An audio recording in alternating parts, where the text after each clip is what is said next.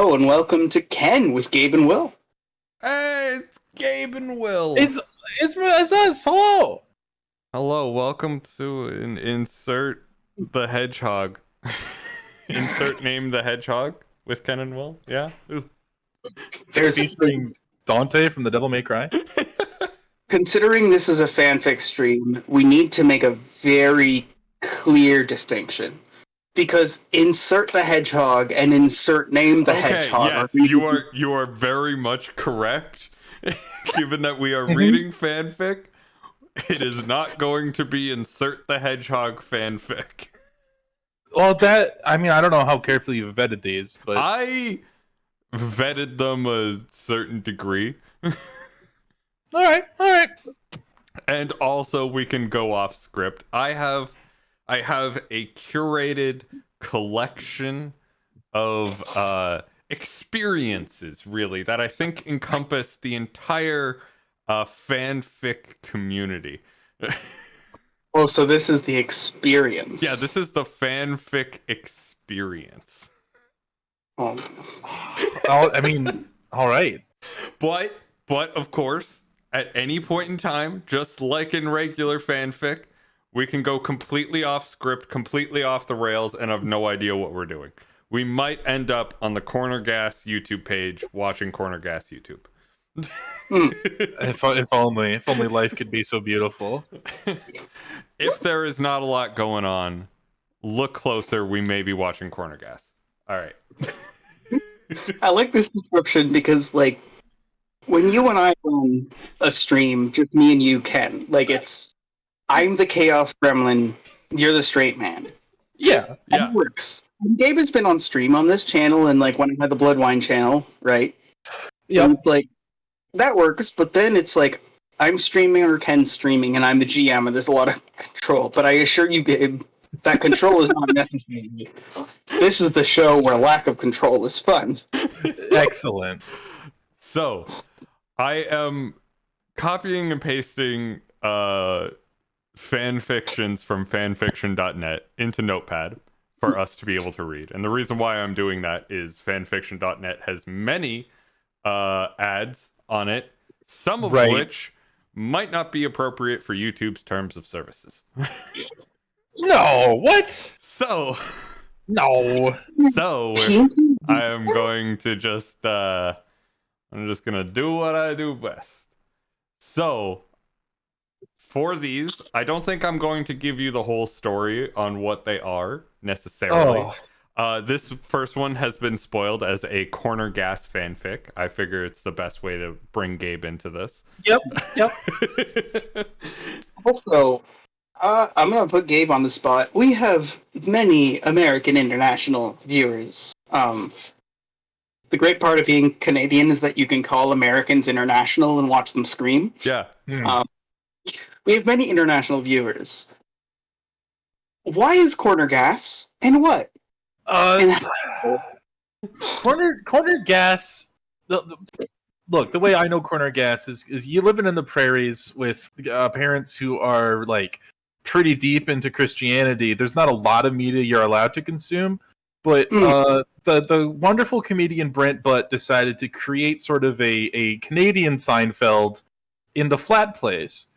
And that's Corner Gas, and I was allowed to watch it, and it has seeped into my brain in ways that are frankly disturbing. Yeah. It's very it's just the driest, most sarcastic small town humor. It is the most inoffensive show that I think could possibly exist. Yeah, it's like a step up from VeggieTales. Yeah. There was actually sarcastic VeggieTales written by a jaded man. We did in fact have a banned Corner Gas episode growing up because that one was about sex, as in the characters had sex the way that people do sometimes, and that one was sort of the forbidden. Oh, I see. Forbidden fruit. We weren't allowed to watch that one on Family Corner Gas night. I'm so sorry, but have you seen that episode? I have. I have since. Yeah, because it's that was on the TV all the time, and it's critical to Brenton Waters' character development, Yeah, don't which they is just cut to cut to a commercial break and then like cut back to them being under the bed sheets. Like I don't know that they even go that far. Yeah. I think it cuts to them being awkward when they get back the next day even. And it's okay, I just want to say this because they lampshade so hard on the sex because like they're a family CBC sitcom. yeah. Like it ends up being really bi Yeah. because Oh. multiple people Oh, in the yeah. interaction are like, "Oh, don't go fishing alone with Brent," and not in a way that's like, "Oh, he's a creep," in a way that's like, "I learned things about myself," because you hear it from Ann Davis. Will, I think the line from Davis is, "Why do you think I turned down the fishing trip with Hank? When he fishes, he's different. It made me feel things, tingly things. It's not Hank. Hank is sexy when fishing. Hank is sexy when he fishes is the thing about Hank." Oh, it's amazing. Yeah, no, it's deep. It's deep in those neurons. Yeah. It's yeah. I'm sure I've mentioned it before. My family did watch every single episode of Corner Gas with a ranking sheet and went through and ranked them. Where did the Determine- band episode rank? The band episode?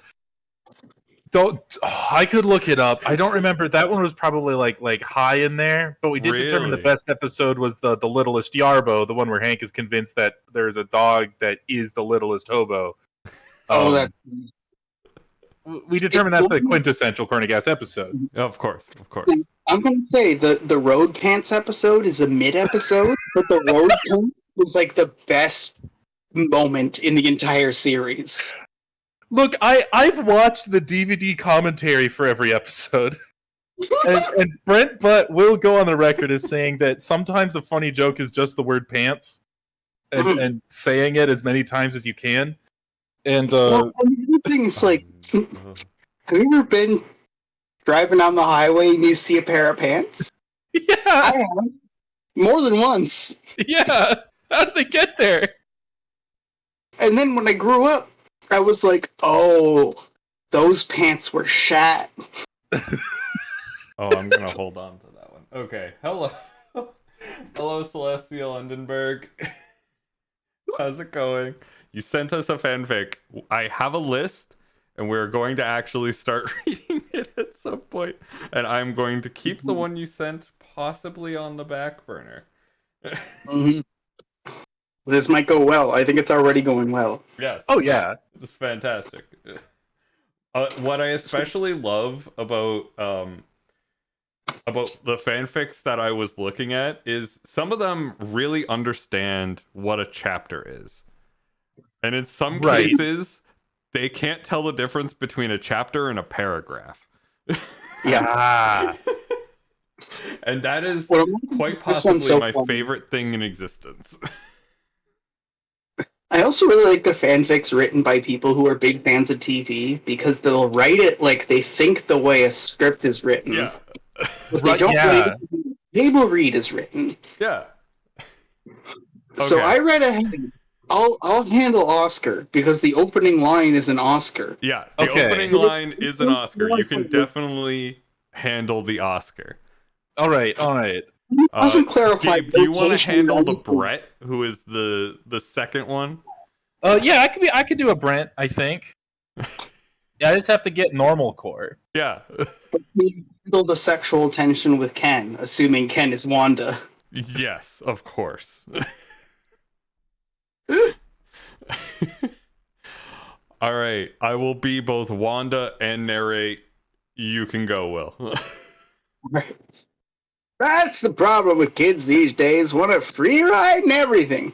No work discipline. Brent rolled his eyes as he tried to ignore his dad's ranting as he sat by the cash register. Yeah. Complete lack of respect. Little Miss Daisy won't be so happy when she's living in a box by the side of the street. Let's see if... I have had this interaction in a waiting room before. While I have all had this looked interaction. away. That is the best part of Oscar's character. We have all had this interaction with this man. And then the lady makes a comment about immigrants, and then she's not paying attention to other people because it's all about her. Yeah. So she doesn't notice the two non-white people simultaneously roll their eyes in the waiting room. Yeah. And it's like, I want to be like, man, that's rough, but it's also like, no, I'm the scapegoat. I've been selected. As long as I maintain my duty, Yeah. she doesn't talk to anyone else. Yeah, as Right. long as I am the yeah, no one else needs to suffer. Yeah, I did do that for someone in a McDonald's once, and I think I was the closest I've ever come to being a true American hero. I am constantly aesthetically trying to ride the line between, like, I don't want anyone to talk to me, Right. but I don't want to scare innocent people on the street. Yes. Yeah. So you gotta ride the line. Yeah. You know? gotta ride the Yeah. line. Yep. And that means that you gotta pick. Are you gonna scare people or listen to uncomfortable conversations? And one day I'll have the strength to not, but for now it's like, I don't want to scare people, I just want to listen to the conversation, so I'm gonna choose friendly instead of, like, standoffish. Yeah. I don't know, tell you, it gets you some stories. All right, let's pick it up from Will. Okay. So Let's see her come back for her job then. sure. Brent's stupor was lifted as the door to the station opened, causing Oscar to break out of his rant as he looked over. Oh, look, Dad, it's Wanda. Hey, Wanda. Brent tried to quickly shift the focus away from the previous topic. Hi? Wanda walked over to the counter. Wanda and I were just gonna go get some lunch now, weren't we, Wanda? Brent tipped his head towards his dad, trying to get Wanda to realize what was going on. What? I just wanted a milk. See, what Wanda didn't forget. Well, we better go now. See you, Dad. Going around the counter, Brent pulled the confused Wanda along until they reached the connecting diner. I think at this point, Oscar is phased out, so Will take over as Sexy Wanda. I was looking for an exunt, and there wasn't an exunt. And Yeah. I was like, where's this going? And then it's like, no. Exunt pursued by a bear. Hello, Shasho. Welcome.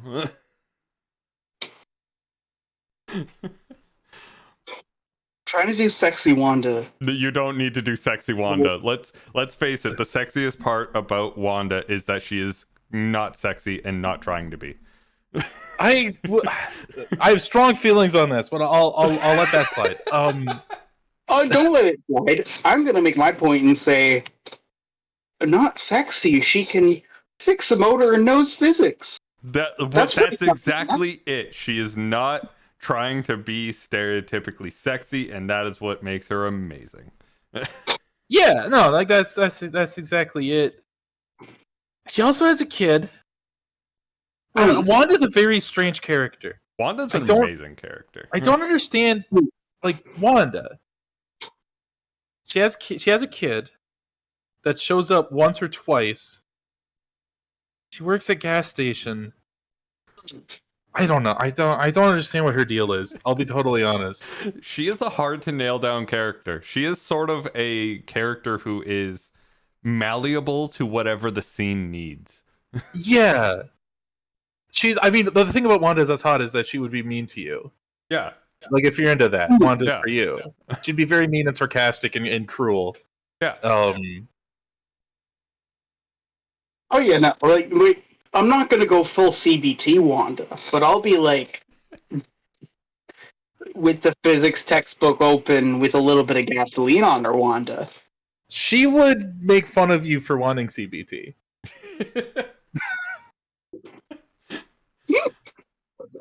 I genuinely was about to make a funny joke, but it's like, oh no, I can't make a joke. That's just porn. Doing an impression of Wanda doing. Toe the line what here. was that about? Wanda demanded as they walked through the door. Oh, it's just Dad. Brent rolled his eyes as he let go of her arm. The cashier girl quit, and now he's going on about it. Ah! Wanda nodded as they sat down in one of the booths. Did he? Oh, did Will cut out? We'll cut No, out. I'm just laughing. Oh, okay. Did he send her one of those letters about how she's going to be living in a box for the rest of her life? Nah, Davis told him he's not allowed to do that anymore. The last guy tried to press charges. So now I get to hear all about it. Until we hire a new person, that is. Wanda scoffed. Good luck with that. No one in their right mind would want to work with your bad. Hey, I work there. And that proves what? Ha ha. Okay, I want to pause for a moment. I take issue with this joke here. Wanda wouldn't say, and that Wanda would not say, and that proves what? Wanda would say, And that proves it. Wanda would say, you call that work? Oh, that is true. I figured she would go for the sarcasm, the easy sarcasm of the right mind, because clearly Brent Buck's not in his right mind. Well, Brent Leroy. Let's try and keep separation of character Sorry, here. sorry. I forgot the character's name is Brent Leroy, not Brent Buck, the actor. I'll have you know that Brent Leroy's watch has a circular face and Brent Butt's watch has a square face. That's how you tell them apart. Also, as someone who works for an insane dad, Yeah. this is weirdly painful. Yeah. So here's an interesting question. Mhm.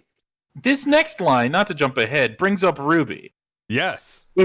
Now, is Yeah. this set before the events of the show where Ruby is actually running the Ruby Cafe? Yes. Or did they This forget story Lacey's is name? Pre-Lacey.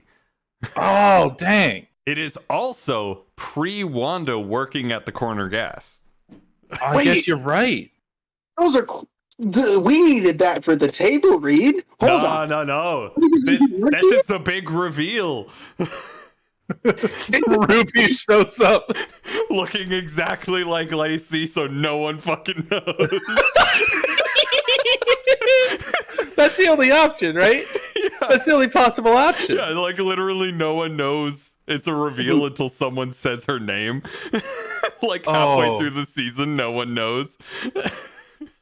Oh man, it's not Ruby fanfiction, but God, I wish it was. What fanfiction this is? This is Corner Gas fanfiction. The deep cut of Corner Gas fanfiction.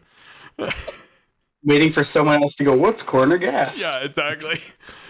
So what'll you two be having? Their attention was caught as Ruby stood at the end of their table. I think Ruby has to be a gilf. Gilf? Yeah, fair enough. Chili cheese the, dog. the whole thing about Lacey is that she's the romantic interest for Brent, and she's a Torontonian getting used to the prairie life. Yeah. Yeah. I feel like Ruby has to be the senior gilf. Right. Huh. Let's see. Yeah, yes, Chasho, Corner Gas is a early 2000s Canadian TV show that is amazing, and everyone should know about it. It has an No, go ahead. There's this corner where you get some gas. And that's Now, the this show. building- That's pretty much the show. But that building is a connected restaurant and gas station. And the owner of the restaurant is Brent, who's lived there a while. And Lacey is Ruby's daughter, who moves in at like the what is it? I'm forgetting a really common word. The first episode that's like a big thing when you're doing it. The pilot. The whole pilot is that like Lacey moves in and she's from Toronto, the big city. Like every fourth joke is that the people of this town hate change but actually love it. Yeah. And there is a series-long romantic relationship between Lacey and Brent. However, this is a prequel. Yes. This is a prequel. This is a prequel. So Lacey is not in the show. Instead, it's It was her aunt, right? It was Aunt Ruby, I'm pretty sure. Mhm. Yeah. Yeah, Okay. Aunt Ruby. Okay, so yeah, it was her Aunt Ruby that everyone loved at this diner. I'll be back shortly. Okay. I will fill in. All right, yeah, you fill in. Yeah. You want to Hang take it from Chili Cheese Dog? Sure. Chili cheese dog. Brent said at the same time Wanda replied, "I'm not having anything." Brent looked over at her. Come on, Wanda. If you don't get it something, Dad's gonna know I lied to him. Rolling her eyes, Wanda sighed. "Fine, but you're paying for it." Deal. Club sandwich then. All right. Ruby was soon gone with their orders. So, Brent started. how's it feel to be back in Dog River? Wanda shrugged. Same as when I left. Yeah. Brent nodded, then stopped as he thought of something. Hey, you don't have a job yet, do you? No. Well, then how would you... Wanda shook her head. No. I mean no. As in no. I'm not working as a cashier. Come on! You're telling me this is the Wanda starts working for Brent Yes. Fick? This is the Wanda starts working for Brent Fick. Oh god. Okay, what line am I on? I just said, come on! There's like 4 come-ons on the page right here. Okay, perfect. This is pretty bad because this is a direct copy of a joke that they've already made in the show. But... Well, it wouldn't be a fan fiction Yeah. if not. Well, if I can come in with my stellar voice acting talents, no. Please! Wanda sighed. Why would I want to work at a gas station? Please! I mean, no offense, Brett, but your dad's not the easiest person to work for. Come on! A couple of minutes later, Come on! What are you, 4?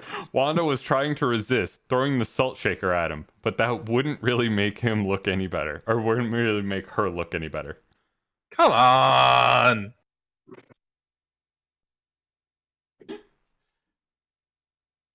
As a writer, this is making your head hurt? Yes. Yeah.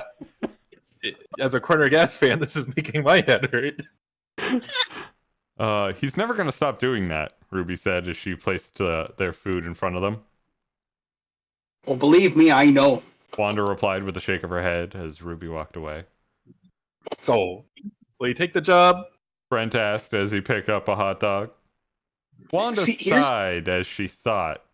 She did have her eye on a house, and she didn't have a job yet, and she was good at drowning out idiots. See, this is my criticism of this script. It's like it's a fanfic in the sense that it's like it's not quite prose, it's not quite a script. It's like this weird mix. Yeah. They're only writing what their head visualizes, and they don't really visualize anything else. And like it's almost like that's exactly it, where it's like the most pressing thing in your head, because you already know what's going on because it's your head, comes up, and then you give the context after. Yeah. It's like that's not what you do. You set the scene and then you give the line. Yeah. So every time you have to read ahead, because here it's like, oh, believe me, I know. But then I have to read the entire line and be like, replied with a shake of her head as Ruby walked away. Yeah. Ruby. This line, I thought one of you guys had to read it out for a long time. There was a huge pause because I didn't read ahead. Yeah. Am I the only one? Else. Am I the only one that reads like 4 times faster than they talk? Oh, I'm the slowest reader in the goddamn world. Oh yeah, I front read a little bit if I'm talking. I have to stop myself from reading ahead if I know I'm also talking, because then I have to like buffer. Right. In a very literal sense. Like I have to know what the sentence and intention is before I deliver it. Right. That's it. All of this is buffering. It's like, okay, shake of her head as Ruby walks away. Oh, believe me, I know. All right. Wanda replied with a shake of her head as Ruby walked away. So, will you take the job? Brent asked before picking up a hot dog. Wanda sighed as she thought she did have her eye on a house, and she didn't have a job yet, and she was good at drowning out idiots. Oh, all right. Hang on, let me do my hot dog voice. Oh, awesome! Brent managed to say between mouthfuls of hot dog. You're the greatest! Ain't bread crisping. Yeah. Wanda rolled her eyes, picking up her own food. So they tell me. I still yell line at the end because I just wanted it over. This is... Okay, so this is pretty bad. It also doesn't answer anything. Yeah, it literally... I love... Okay, so the pretext of this, the like, description, the eye candy of this entire fanfic is just pre-Lacey. Why is Wanda working at Corner Gas? And I will say, it does address that in the most Corner Gas way possible. It does. Huh. I don't think it's never confirmed why Wanda works there. But the problem... Okay, Sorry, I'll jump in briefly. Corner Gas has the humor and sparkling of buttered toast, and then this fanfic is warm bread with like a half smeared like chunk of cold butter in the middle. It doesn't satisfy a pretty basic requirement. The thing about Corner Gas is that the town is so small that every character that is not explicitly given a job as their defining role is farmer. Yeah. Right? Yeah. Like, Wanda works at the gas station because there are no other places for her to be employed. Like, if she didn't work at gas station, she wouldn't live here. It's a very then perish kind of world. Yeah. Yeah. Corner Gas is approximately 3 bad episodes away from being psychological horror. Yeah, like Corner Gas is 1 episode away from being The Wire, rural Saskatchewan. No, it really is. Being like, wow, Wanda's forced to live here in spite of her brilliance, and then it's like, oh, this is not a good world. No, I I do like that. The guy that runs the liquor shop. Apparently, nobody in town has spoken to him in a couple of years. So at one point, they go to get a bottle of liquor from him, and they're like, "What the heck? You're still here? I thought you'd like moved or died or something." He's like, "Nope, nope, I've been here All right. all time." I have a significantly longer one. I'll give you a word count. So the word count was 714 on the previous one. I did try to keep them all fairly reasonable. This one is in fact the longest at 3,000. Yeah. I also like that immediately, like any good fanfic, you can tell chapter to chapter that there's writing improvements. Oh yeah. This is not the next chapter. Oh no. Okay. I will give you the title. This is an episode of Corner Gas. It's called Corner Gas Goats on the Loose. Okay, so that last fanfic, that was it? That was it. That was it. That was all. No chapters, no nothing. Just that it's over. I feel like I'm going out for sushi and someone just set soy sauce, wasabi, and some pickled ginger in front of me, and they're like, "All right, enjoy." I feel like, okay, Will, can you give me "So They Tell Me" Wanda's last line from that? I can't remember. So they tell me. So they say there's not a lot going. Like, it's just an opening to an episode. There is no. All of that entire fucking scene is just the opening of Corner Gas. It's just a cold open. You think there's not a lot going on? Look closer, baby, I saw round. Okay, The other thing is, until the 2020s or briefly before, when I knew you, Gabe, I never actually heard that line correctly. I just got a weird garb because, like, you're describing it as a family affair. This was like, it's 3 p.m. between when I get home from high school and when I have to pick up my younger sister from the bus stop for like elementary school. And I have exactly one episode of TV before I gotta go check at the intersection. Yeah. And this is what I'm watching, and no one else is there. I'm alone. Yeah. That's okay. We're having a corner gas night. Oh, you should really have a corner gas night. Here's the thing. Like when I say it's a family affair, it's like it is almost scary. Like we would. It's the only show we watched. I don't know. It's all of those things, and I feel like that's the thing. It's like, Gabe, your family is a clear example of like, well, when you explain it, it sounds like an isolated rural family indoctrinated in the cult of Christianity. But then when I meet you and I meet your family, it's like, oh no, these are the only healthy people, and now they're like progressive Unitarians. Like, both of your parents are pastors. Yeah. But then that's also like, if you know much about the church, both of your parents are pastors is already a political statement. Like, whoa, you shouldn't. Yeah, it is. Oh man, I could go on and on. I don't know how it happened. I think like your family is like a barnstormer where it's like you take the plane, you fly low over the fields, the weed is whipping up, there's like dust coming off the corn, and then you go clean through the barn without disturbing any boards. that's exactly Your it. family is all of the context that goes into like a difficult upbringing, but then somehow you meet them and it's like, oh, you're cool. Oh, yeah. dope. Okay, never mind. Yeah, no, absolutely. I don't know how we dodged all those bullets. We got set out in the boonies and we baked there just long enough to get disconnected from society, and then ripped out of there before overcooking. Like that very narrow Venn diagram of like, my grandpa used to take us fruit picking on his tractor in this one time, and then the other side of that is like, also, I have a trans sibling. Yeah. No, like that's the thing. Openly accepts.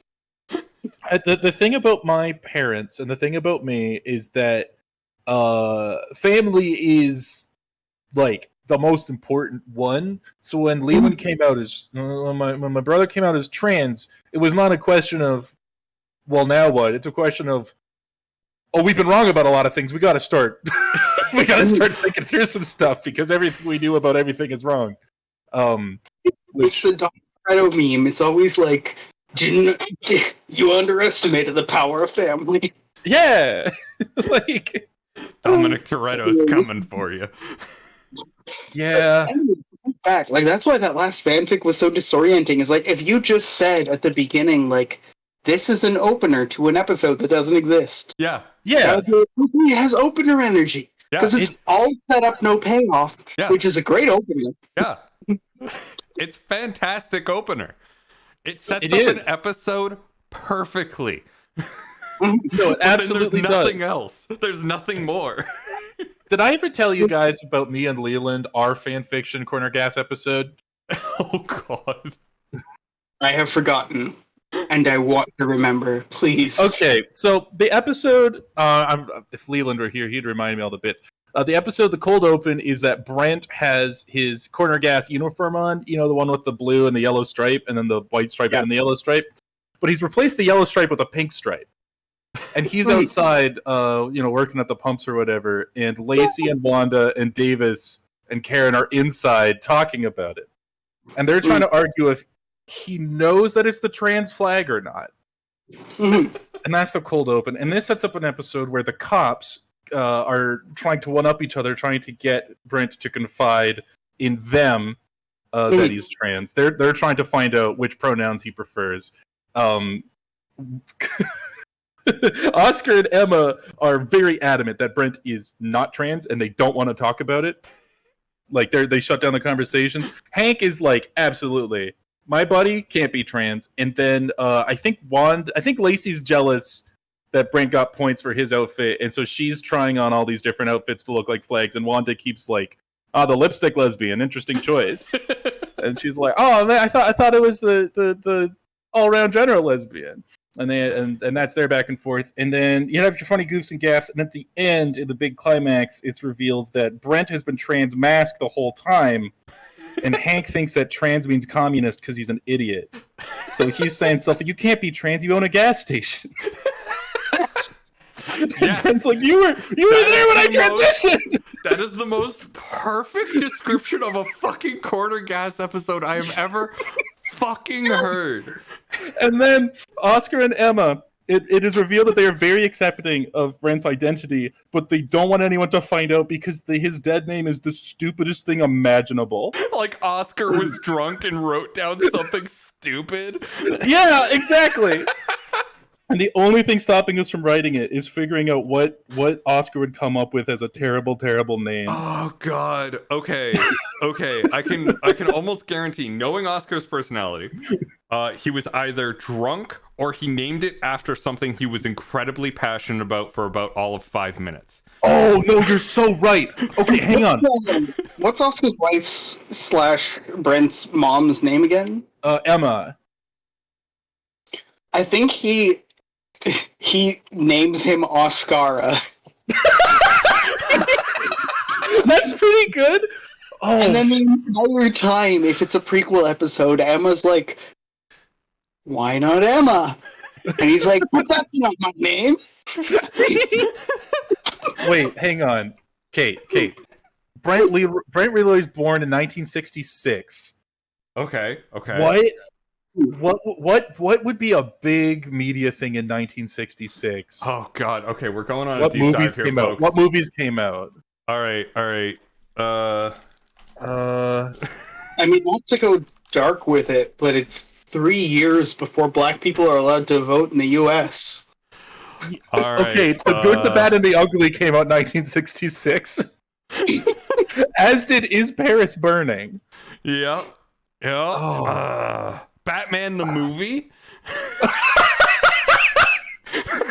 That's it. It's gotta be, right? Oscar Oh no, we're going with this bomb. Oh no, there's nuns. Oh no, the end of the pier, there's a fishing boat. Oh no. You guys have seen that scene, right? Oh yes, where some days you just can't get rid of a bomb. Yep. Yeah. I own this movie, Will. I love this movie. This movie is gold. I'm looking, just the fact that it says Cap Howie, that's speaking to me. When I was in my late teens and my sister was in her early teens, it became like an ironic, like the same thing as you described, like with your corner gas stuff with the family, where it's like me, my dad, and my sister would watch episodes of 60s Batman around 8:30 because they happen to be airing again. Yeah. Oh, what a show. It's not so bad it's good. It's like, it's just uniquely great, you know? Yeah, Wait, yeah. I have another possibility. Okay. That Oscar would be obsessed with her. Oh no! Oh, I do like that to a completely unhealthy degree. I do like that. I like the idea that he got Emma to dress up as Catwoman. What's that actress's name again? It's Lee Merriweather. So Lee probably wouldn't be an embarrassing enough name. Merriweather would probably be good, but I like to think that they named Brent Kitka after her Russian, like her fake name of who she was pretending to be in the movie. Isn't that a different Catwoman than in the TV series? Oh no, it's Selena Kyle. It's the same Catwoman. It's just she's pretending to be a Russian woman named Mrs. Kitka or Ms. Kitka in order to seduce Adam West, like Bruce Wayne. But I'm forgetting her name. It's a different actress. She was like famous for this role. Oh yeah, the actress actually changed roles multiple times throughout the series. Like the fact that the actress changed roles, like even just looking at these photos, you can see up into up into there, there's a different actress everywhere. But it's Eartha Kitt. Yes. Yeah, because Eartha Kitt had a fabulous career. Oh yeah. She was a fucking legend. Yeah. Had sex with Chevy Chase on a plane. Mm-hmm. Sorry, we've been marathon Community. It comes up an awful lot. Because the idea of it being, 1966 Catwoman, it's like, I don't know. But then when you say Eartha Kitt, I can imagine Oscar being like, Eartha Kitt. Oh, man. Yeah, Eartha Kitt. Who the hell is that? That's pretty good. That's okay. I mean, that's got to be it.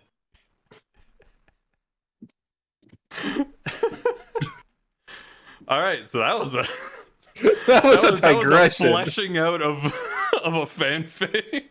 There we go. It's not that hard, people. God. It's not that hard. Look, it's not that hard. The whole point of fanfic is you need to know the characters and you need to write the characters in scenes that they should be written in. In my opinion, when you intentionally fuck up a character in order to get your story told, you have failed. Yeah, I would agree with that. You know what? Okay, I'm putting this one on hold. I'm gonna get one that proves my point. Okay, please do. Just one moment, because fanfiction.net doesn't actually allow people to copy paste. Interesting. From their text, so I have to go into the HTML and modify it a little bit. All right, this one is a very, very short one. Okay. You know your site is good when... This? Okay, Hordak and Capta. This is the She-Ra and the Princesses of Power fanfic. Oh. Also not historic, like recent. The new one. Yeah, this is the recent one. So this should prove my point entirely on writing characters not as themselves to get what you want out of it. I'm gonna push back on that a little bit, but okay. Well, let's go through it and see what we see. Okay. So who wants to be Hordak? I'll be Hordak. You want to be Hordak? Okay. Yeah. All right. Will, are you good with Entrapta then? This came up before stream, but like She-Ra, at least the characters have voices. Like in Corner Gas, you have to figure out what everyone's voice is because they kind of just talk like people. Yeah. I can do Entrapta easy. All right. Yeah. Cool. What does Wanda sound like? It's like, oh god. Yeah. Okay. Now hang on. But why call it spooning? Hordak demanded. Well, because of how spoons fit together. Entrapta demonstrated for him using canteen cutlery. Tink, tink. It's very technical. Blackwater planet nonsense. Why not call it forking then? Entrapta bit her lip. We won't know until we try, I guess. The scientist pressed gently into her partner's back, wrapping herself around him and feeling him settle into the crook of her hips. She bound them. Every pain and tension in Hordak's body immediately relaxed. Remarkable. He gasped. What magic is this? Conservation of energy. Entrapta murmured. That's okay. No, that's not what that's not right. That doesn't make any sense at the end there. Right. And then the last line is they felt peace together. Come on. I think conservation of energy, you replace that with like a joke about proper tolerances. Proper engineering tolerances. Releasing or the like stress and strain. yeah, or like like the right fit. Right. Oh, no. I don't think that in the world of She-Ra they have a proper standardized. No. Everything we've Engineering. seen about Entrapta begs to mind the question that OSHA does not exist. I don't think that she would understand inherently why it's called spooning. I don't think she would. I don't think she would. And that I is think- why I think this is sort of a death of a character here. Because I don't. Entrapta... Yeah. And, okay. Maybe it's For- understanding. to set up the plot, Entrapta and Hordak, spoilers, end up together at the end of it. Like, Yeah. just spoilers right off the bat for that. And let me say it. The show's incredible. The show Like, is absolutely incredible. love Absolutely those amazing. two. Very fun and good. I don't think Entrapta gives a shit about sex or spooning or cuddling. No. Yeah, like Entrapta is so clearly like an ace Entrapta kid. is high energy until she's asleep. Okay. Entrapta Okay. is constantly moving until she's asleep. Yeah. We're missing. But Hordak is not the fucking I don't know, what are you talking about character. No. Yes, he kind of is. He is a little bit. He is a little. Okay. Look. Okay. This makes way more sense if you allow yourself to imagine the conversation that happened directly prior to this, where Scorpia was explaining spooning to Entrapta, and she's like, "I gotta try that.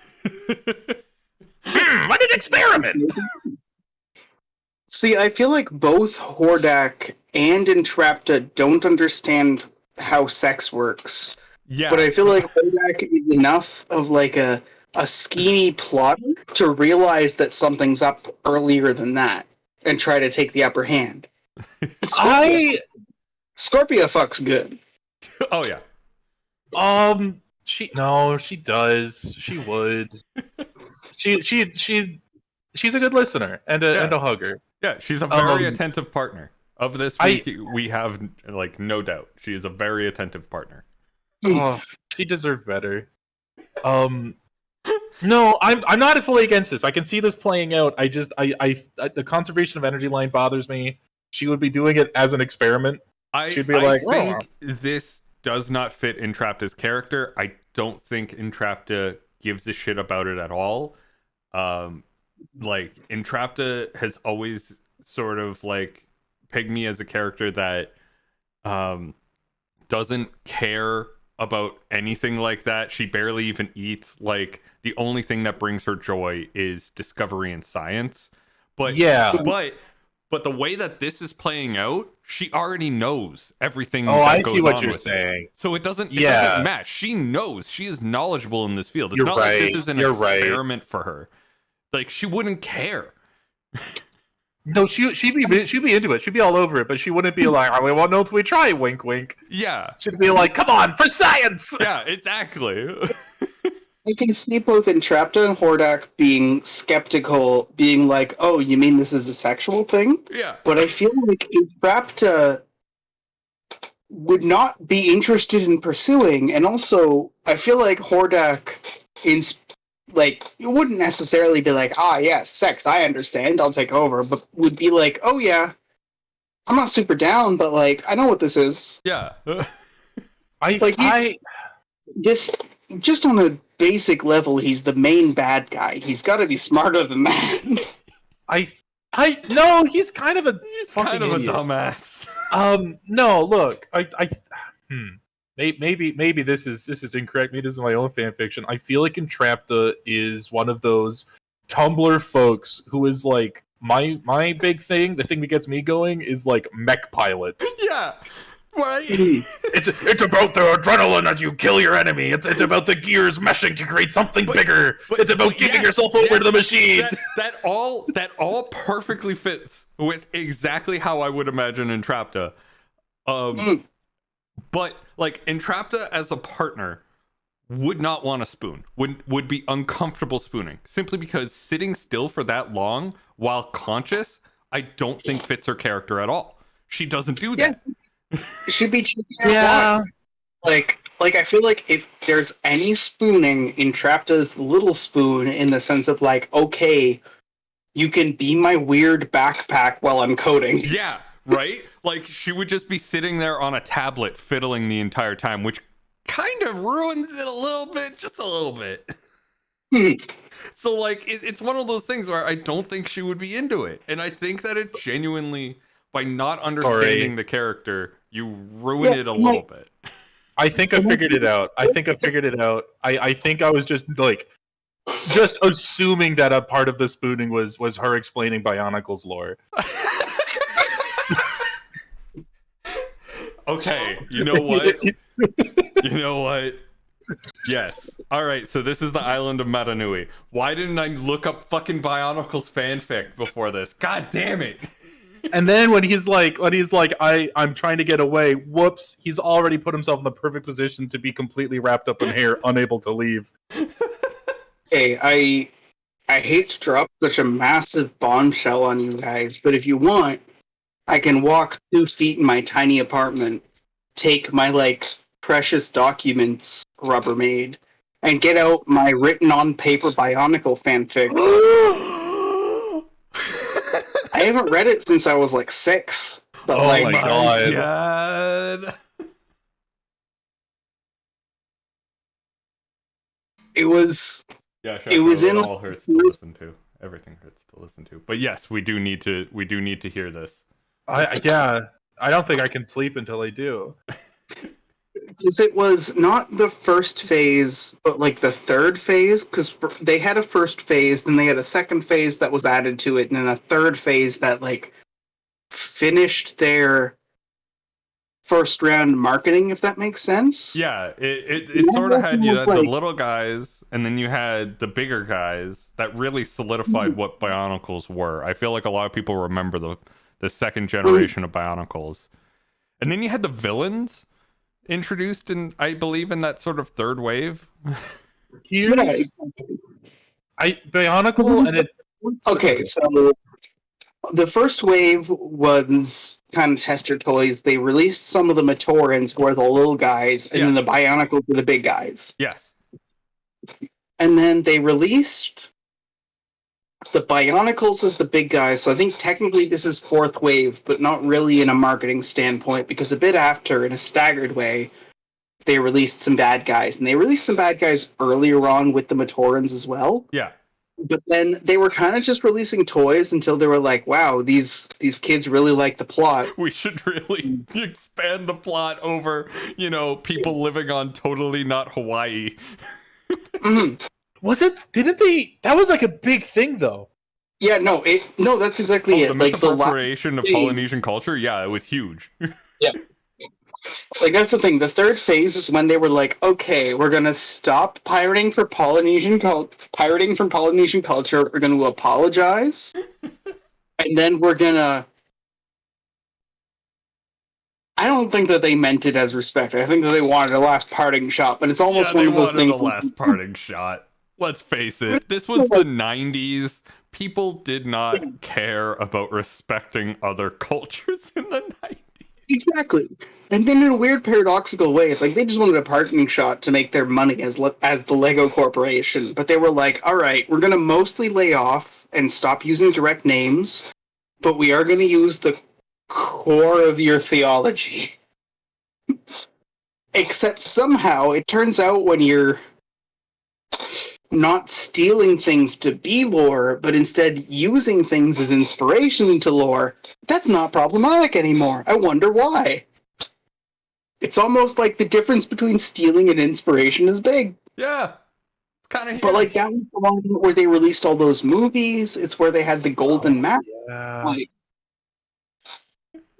I have been looking into the Bionicle lore because I saw the memes and I was like, damn, I wonder if it's true. And like it absolutely is. well, we had a really bad stream we're never doing again once. Oh god, the Matanui streams. What was this? Will, would you like to explain Bionicle's Matanui? It was okay, so there's Matanui and Matanui 2. And they are point-and-click adventures that were available for free during the Flash era on the LEGO website that were a LEGO game. And the big thing is that Ken streams a LEGO game, it's like, oh, yeah, I never had this because I didn't have consoles. And then every Yeah. time I'm like, oh, this Lego game, it's like, wait, what is this? And it's like, yeah, this was just available on Flash. Yeah. Oh, And like, Movie Chronicles was that, but it was like not quite an RPG because there's no character creation, but it was an RPG. Like you play as a character, yeah. you save it, and you're like this one dude, and then you become the next like Fire Bionicle. Yeah. And I'm gonna call him a Fire Bionicle because I'm sure there's some sort of term, but I'm pretty sure those are the reasons they got sued. Yeah, those are the Right. reasons they got sued. So I'm gonna call him the Fire Bionicle because Yeah. you know what I mean. And let's face it, no one remembers their names. No. There's a 8-hour YouTube video that begs to disagree. Well, obviously there is. Well, I hate to kill the hype, but like part of this prep would involve me doing a shuffle. Okay, So like I'm don't worry done. about it. Don't worry about it. Like, I am next week incredibly intrigued, but don't worry about it. Like, I'm Yeah. so sorry to say this out loud and finally admit this. I think the Bionicles are kind of ugly. They are, but they're amazingly ugly. They- They're an they're engineering unique. marvel in the world of Lego. Yes, yeah, I will give them that. I just as a kid, I never saw the appeal of these scrungly little guys. I always hung more towards Bionicle than like Lego or anything like that. Really? I played with them more. I loved them. Like I loved the sort of Connect style of like building out this character and being able to customize it. And you know, having a Bionicle Waluigi was just incredible. Actually, that's a really good point. Bionicle does make it really easy to make your own guy. Yeah. Mhm. Yeah. Like whereas with Lego everything was very strict, like rigid. It was very much a rigid body. The Bionicles, you could move them around. They had joints you can articulate through, and all you needed was like 5 pieces. I It was fantastic. can't relate. I built a functioning transformer out of Lego once that turned from a jet Shut to a up. guy. You're an engineer. That's not fair. All right? Let the layman have something. Let the layman have something. No, it was. I didn't necessarily blend the universes, but I blended the technologies. Like, if possible, I would stick, like, Bionicle arms. Oh on, like- yeah, This is when they had the fucking... They've redone it a couple of times, but it was, like, against Dr. Oleg, and it was the submarine Lego. That one, it was almost perfect, where it's like, it's so close to having mechs that we're just gonna have mechs. okay. Sorry, this is a Lego tangent. What was the weird precursor to Bionicle? It was like a guy that stole limbs. I don't remember that being a thing. As far as I knew, it was just like a new thing that came from like they had Technic and they had Lego, but and if I'm remembering the Bionicles lore correctly, it wasn't limbs that they were trying to steal. They were trying to steal their masks. No. This was like Galador. Galador? What the fuck is Galador? Great question. So you know how the okay, you know those Galador is after. was it after? Yes, with the Green Knight and the Blue Knight and the Red Knight and all that. No. You wish it was him. What am No, I hold looking at? Look up no. GALIDOR. Okay, alright, completely. What the fuck?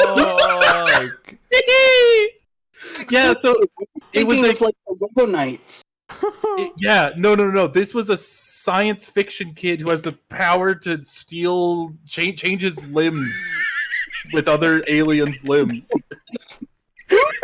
And they had a live action little TV show and everything, and it's like It's the worst thing. You unlocked something hidden in me. I feel like at least at one point, in my I like Lego, you like Lego, our older and younger cousins like Lego, we interact. Like, Yeah. I encountered one of these parts, and I remember just being like, no. And since then, it has been deep in my subconscious. Like, no. Yeah. That's the only option. It's to reject it outright. But this was the line that developed that weird clicky. Because the Bionicles had the ball and joints, and then suddenly they switched to these clicky things, and they invented it for this shit. I also feel a memory awakening. I don't think I had this toy at all. I think I had the legs. This was a McDonald's Happy Meal. Like you know that you know that thing as a kid where you just collect random things and you have no idea where you got them from. Like it was in your pocket from a friend's house and you came home with it. Like I think I had his fucking legs. Yeah. I never knew what they were. Oh, there you go. I eventually realized it was my older sister who never really liked Lego much getting a Happy Meal. But there was a set of Lego, like, planes that were all themed after the McDonald's characters that were, like, a McDonald's meal. Whatever the, like, pink one was. That one we had a plane of, and we just inexplicably had, like, McDonald's faces on them. Wait, there was a 2002 TV series for this? Oh yeah. Oh my god. That might be obscure and niche enough that we might not get copyrighted. I also you know how you had the Flash version of the Bionicle game? Mm-hmm. I do have the Flash the Flash Galador game on my hard drive here. Which is how I found out about this thing. Oh my god. Oh god. Yeah, like there's a website, I forget which website now. I think I have a link to it somewhere. But yeah, he's archived a lot of those old Lego Flash games. That's amazing. And Galador was like I think that same street is how we got the Mananui one for when we streamed. Probably, yeah. I just he has a plain arm. Yeah. It wouldn't be like a cringe retro stream. It would be a fun one, but like one day we should do some quad. Maybe not even we, just like I don't even know if it would be good for a duo stream. Because it's a good game. Yeah. Oh god. This is something. But it's interesting to me because they were playing around with, well, okay, kids like big action figures that are customizable. Mm-hmm. Let's remove any abstraction so they're forced to reckon with what they've created. And then you end up with this. Yeah. Holding a head of a turkey Scrappy Doo. Yeah. Yeah, it's pretty normal stuff. That's the turkey. You know, Scrappy Doo. Yeah. Yeah. Boy, it sure is. I need to process this. Well, okay, now you know what we got to do, and that's looking to see if there's a Galador fanfiction. I mean, all right. Well, I was looking at Bionicle, but this is way more interesting. Let's see what we got here. I have found exactly 5. I have found 1, but I think it's actually a Harry Potter fan fiction. Because its description is Harry and the gang meet Galador, an old student of Hogwarts. He is known for helping Voldemort. He moved away 2 years ago, but he's back. The gang are in for a real surprise when Harry gets defeated and ends up dead. Or oh my god! Get that monstrosity off my screen. Oh no.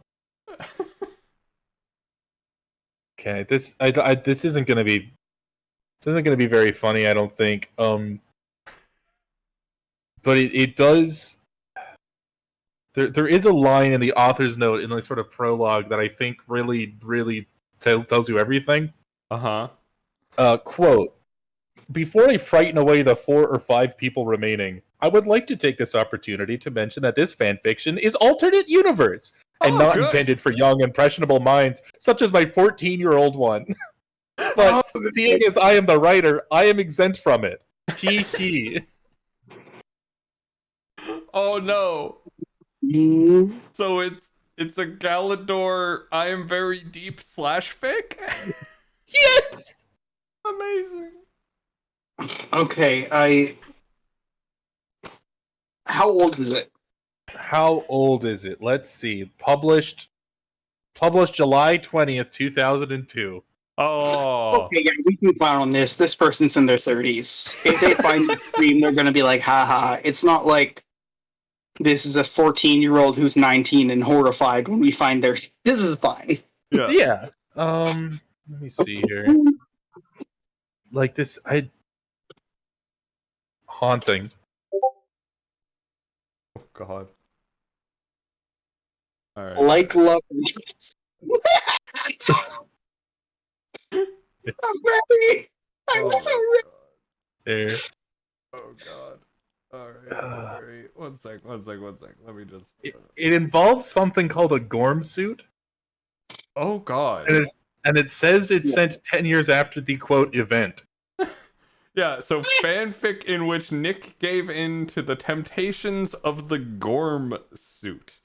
It is 12,000 words? What the fuck? Alright, we gotta pick a chapter. I don't know if this is gonna be funny because it's like this is actually like well written. Well, I mean well formatted. I'm not gonna say anything about a 14-year-old's writing. The funniest part of this is that while you're looking through this, it's like, worst Lego toy? Lego's biggest flop? Yeah. And then it's a Lego Ideas post. And it's like, no, I don't think they're doing that one, bud. Yeah. They might though. I'm gonna, like it's cute enough. I'm gonna bring this up here. Yeah, there we go. Oh. There's no concerning ads at all. No. There's a knee brace. There's a knee brace, but like that's fine. I did instinctively immediately scroll up as soon as I saw skin. But yeah, I think he's just yeah, no, it's fine. But like no, I don't think we can read through this. This is long. Like holy crap. It's long and it seems to be mainly about him beating the crap out of a 12-year-old girl. Oh good. Maybe we go back to our pre-scheduled program. Yeah. I'm pulling on the rope 3 times. Bring us back to the surface. Yeah, but so that ends my rant on why I don't read fan fiction, which is I find most fan fiction doesn't stick to the characters. They know what characters they want to use and they know what situation they want to do, but they don't make the character work with that situation. They just kind of force the character into the situation.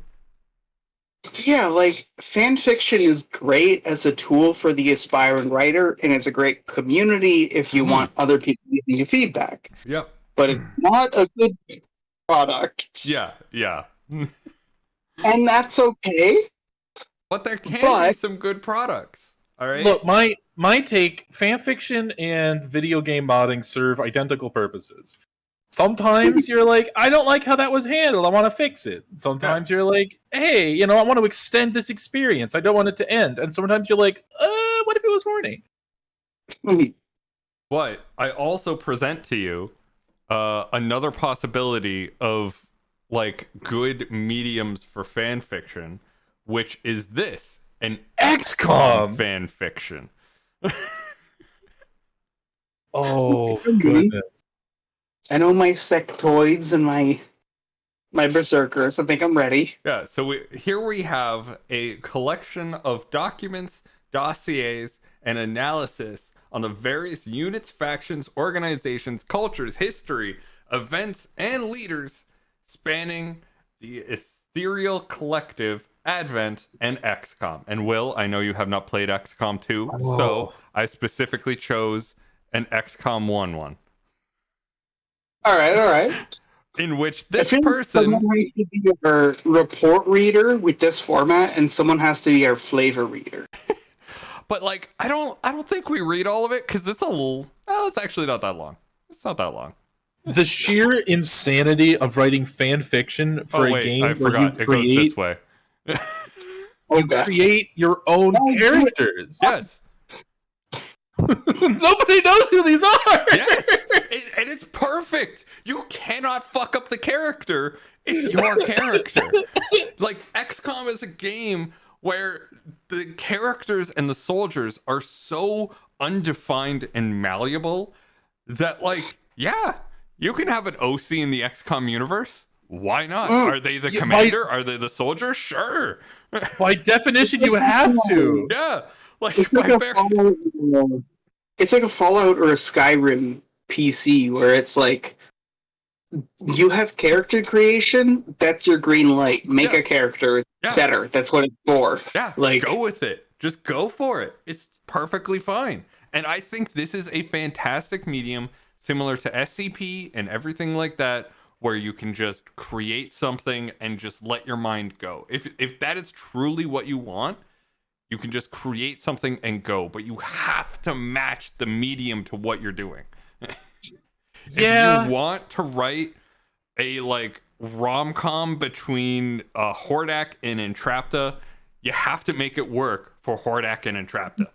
You can't just shoehorn them into a situation. Like, you gotta make it an AU where Entrapta never defects, but they lose. It's like, this is post-loss. Yeah. And then Entrapta and Hordak are assigned to a dwelling and are not deprogrammed per se, but like, maybe they're in a cell, maybe they're in a prison, maybe they're like, they both wear ankle bracelets and they're in houses across the street. Like, that works. It works. It works, and you can make it work, but Jesus Christ, don't just like... this might be coming from me as a Power Rangers enthusiast, but holy crap. So many episodes of Power Rangers, mainstay episodes of Power Rangers, just take a character and go, what do we need them to do? We need them to become suddenly... We need the serious character to suddenly become interested in, like, comedy. Or suddenly believe in magic shows. Like, that... It's never been expressed, but it's meant to be believable that the character about facts and logic believes in magic shows. And believes that there is magic behind it. In my head, that's a two-parter. Right? You take a but they don't do that because it's Power Rangers and you have a monster of the week. So they're only interested in magic because there's a magic thing that's going to attack them, and they need the character to know magic stuffs. And like, that's a logical two-parter where it's like, you start part one and it's where this character goes from where they are to a point where they believe. You change the character and it's unusual and the other characters notice. That's the same time that you set up the enemy, and then you have maybe a skirmish. Like, if it's Power Rangers, you gotta fight. You gotta have a fight. You gotta have a tussle. So honestly, I think you have something that's just like a slapdash, like the putties or whatever, where it's like you have to fight someone, and then you realize what's going on. You have a pre fight where you're like, oh no, we can't call red. And then it's like the second one is the like, oh, red's in there, and that's the start point. And then it's like, oh, we gotta get red out. And then it works, and then you kill the bad guy.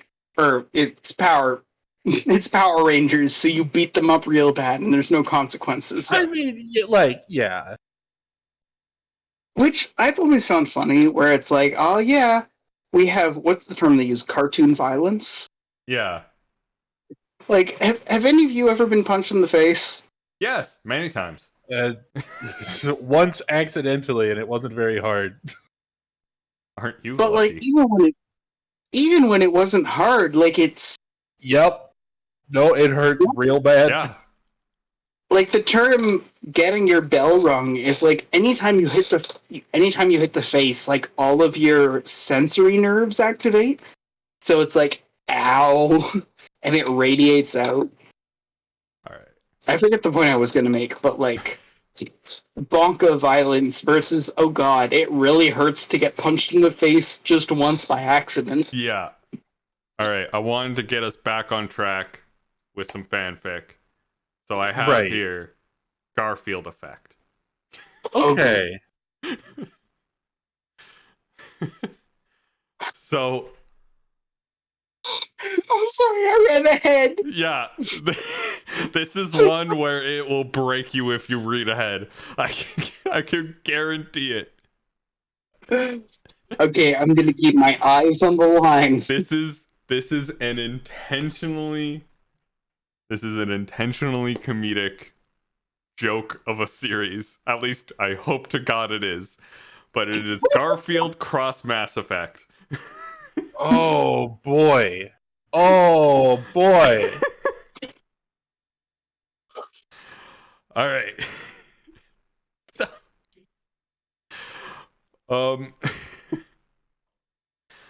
I don't know how we're gonna do voices. We're just gonna make it up as we go along.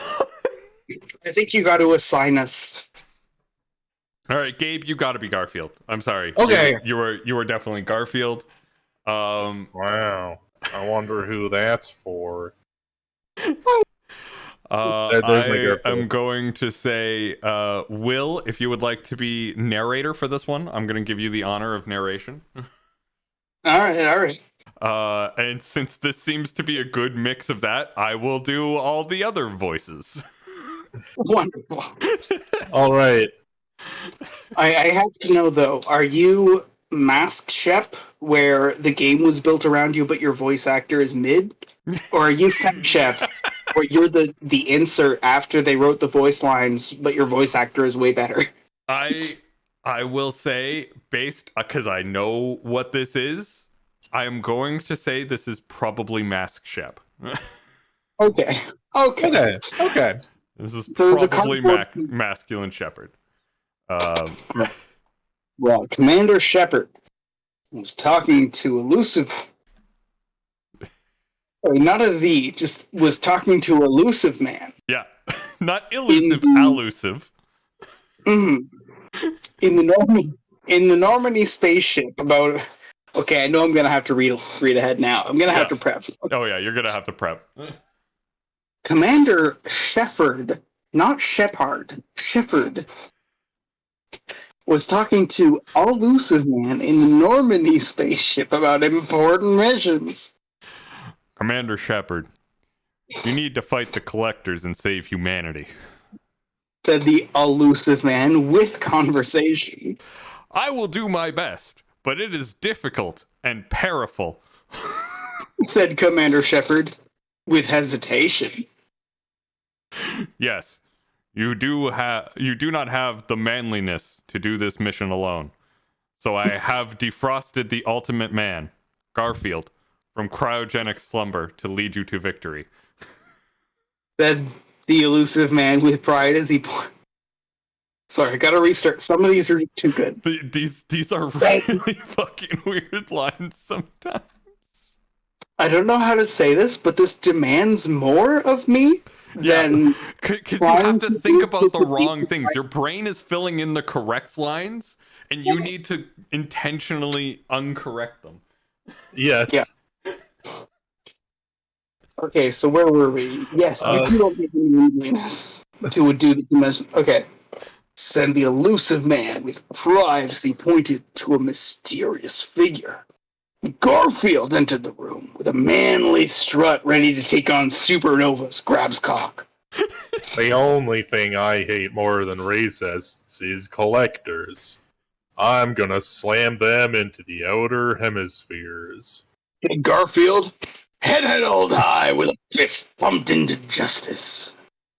I must first examine the crew to see if they are ready for space battle. said Garfield with knowledge. Garfield marched down the plank of the ship, examining his crew with intention. Greetings, Garfield. No, this one's me. Sorry. Greetings, Garfield. I am Miranda, your first officer. I am here to help you fight collectors. Okay, so Ken, as the Mass Effect lore expert, where is the plank on the Normandy? Well, you see, you have the regular Normandy, right? And then you have where Joker sits up in the cockpit, and then you have the airlock, and what actually happens is whenever we dock, some poor ensign has to go out into space and put down a wooden board for Shepard to walk across. Excellent. I love the idea of you have to get fresh wood and build something out of wood. Oh, it's And gotta then be wood. It's gotta be wood. Yeah, and exposing wood to wood to like the emptiness of space would desiccate it into a hardened product instead of turning it into a destructive, brittle mess that just that only shatters. Garfield can stand on due to his sheer manliness. It's true. Where Garfield. were we? It's here. Hey there, sweet bumps. I would like to get into your collectors. Said Garfield with flirting. With flirting. Not now, Garfield. We have important mission ahead. Said Miranda with face blushing with rainbow colors. Okay. Sexy face, will you at least make me nice lasagna meal? Said Garfield with. I gotta comment. Like this must be a troll fic, Oh, but it's a troll really fic. It is relevant- 100. It has to be. Every fiber in my heart aches that this is a troll fic. It's But gotta a be. fic. Like it highlights the problems with fanfic, where it's like it's always said. Yeah. It's always description, like after the voice line without clarifying the speaker. Like this. Okay, where were we? Yeah. Face lasagna smell. I think we're at even though I am woman. Yes. 20. Even though I am woman, I do not cook. You will have to go to mess hall.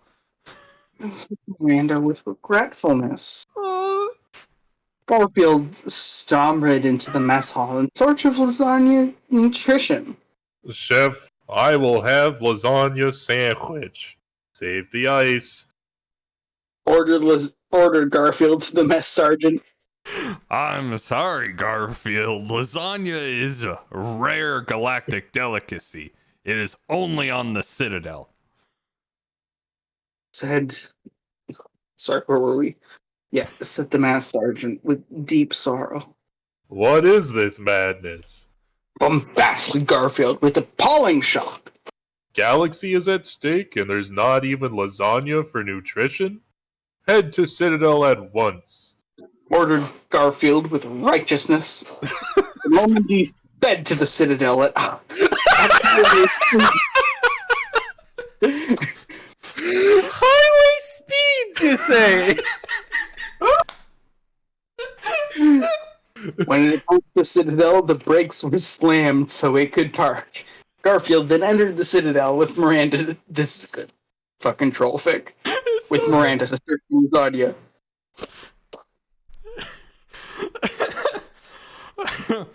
The Citadel Council might not know where there is lasagna. Sorry. Said Miranda to Garfield in a serious tone. Then we will go there and demand satisfaction. Said Garfield with urgency. Now I'm revealing the rest of the. Oh my god. We must. We must. Garfield and Miranda hurried to the Citadel Council and bust in, interrupting a meeting. This is a galactic emergency. Me and my crew need lasagna delivered at faster than light speeds to us. declared Garfield with invigoration. I'm sorry, Garfield. Blue Sun's mercenary stole all of the lasagna. At the council with worry. I will break their bones with fists of fury. Rage, Garfield to Cosmos. They are outside, preparing to take the lasagna to headquarters. Maybe you can catch them? Said the councilman truthfully. Definitely truthfully. Definitely, truthfully. Also, I want to applaud Gabe for keeping like the most emotionless tone in contrast with the like. That's how Garfield talks. So beautiful. Exactly how he talks. He doesn't have emotions. I don't think. I don't think he has a soul really anymore. He sold his soul to Bill Murray. Like I don't think he's a cat.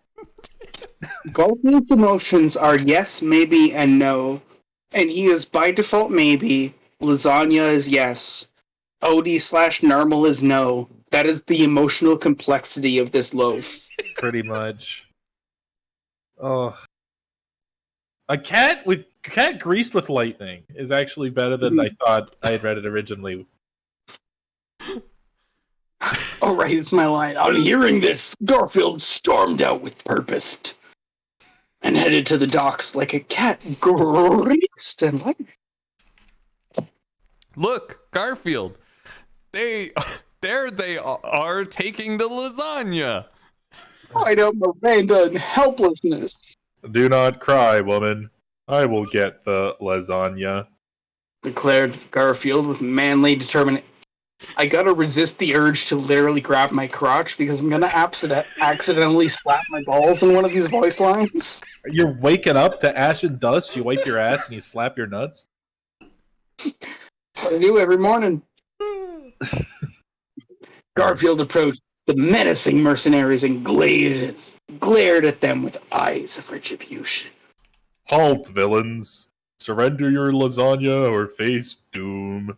Or to Garfield with fiery rage. Ha, Garfield! The collectors hired us to steal this lasagna. Your stomach will be empty forever. Said the Blue Suns leader. Cool.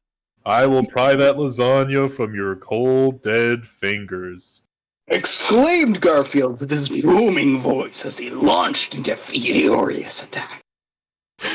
Get him and defend lasagna with mind, body, and stomach. Said Blue Suns leader to his henchmen. The henchmen fired at Garfield with raging guns, but Garfield did a cartwheel through them, splitting them in two. Another henchman. Sorry, I had to organize it so we wouldn't have to scroll over.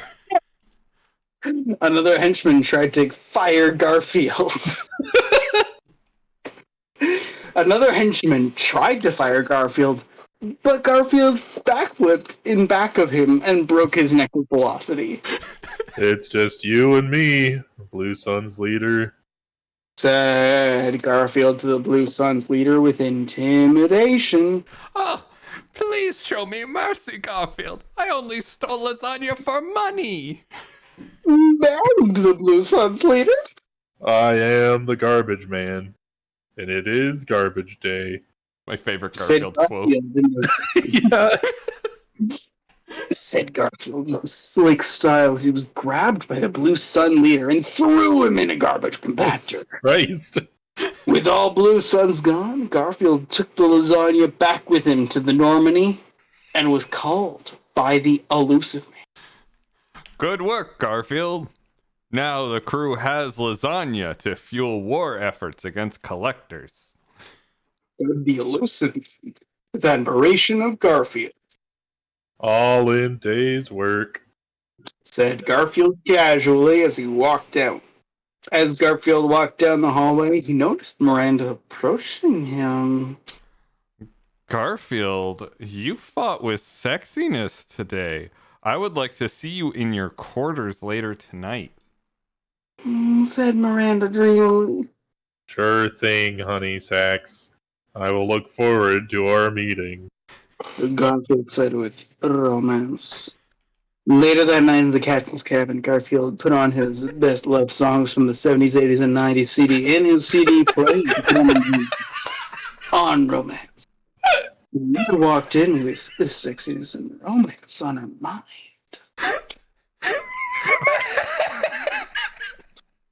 The best love songs from the 70s, 80s, and 90s. Yeah, baby, it's Mass Effect. We got the best audio quality. You listen to Hooked on a Feeling, then it's like, you lies and search your love within, can't find a better man. Oh my god. Oh. Oh god, The real synthesis between the Bee Gees and Pearl Jam. Honestly, yeah, burning this book and destroying is a pretty good option. Yeah. Garfield, you are like man I never met before. You make me wild like hog on the hunt, yet I do not know if it is right. Miranda with concern. What's the matter, Miss Miranda? Are you scared? As Garfield, sassily. I am worried you are too much man for me to handle. Do not worry. Oh, sorry, I stepped on your line. Said Miranda with honesty. I don't think it matters too much. Do not worry. It will be gentle, now. like chef putting lasagna in the oven.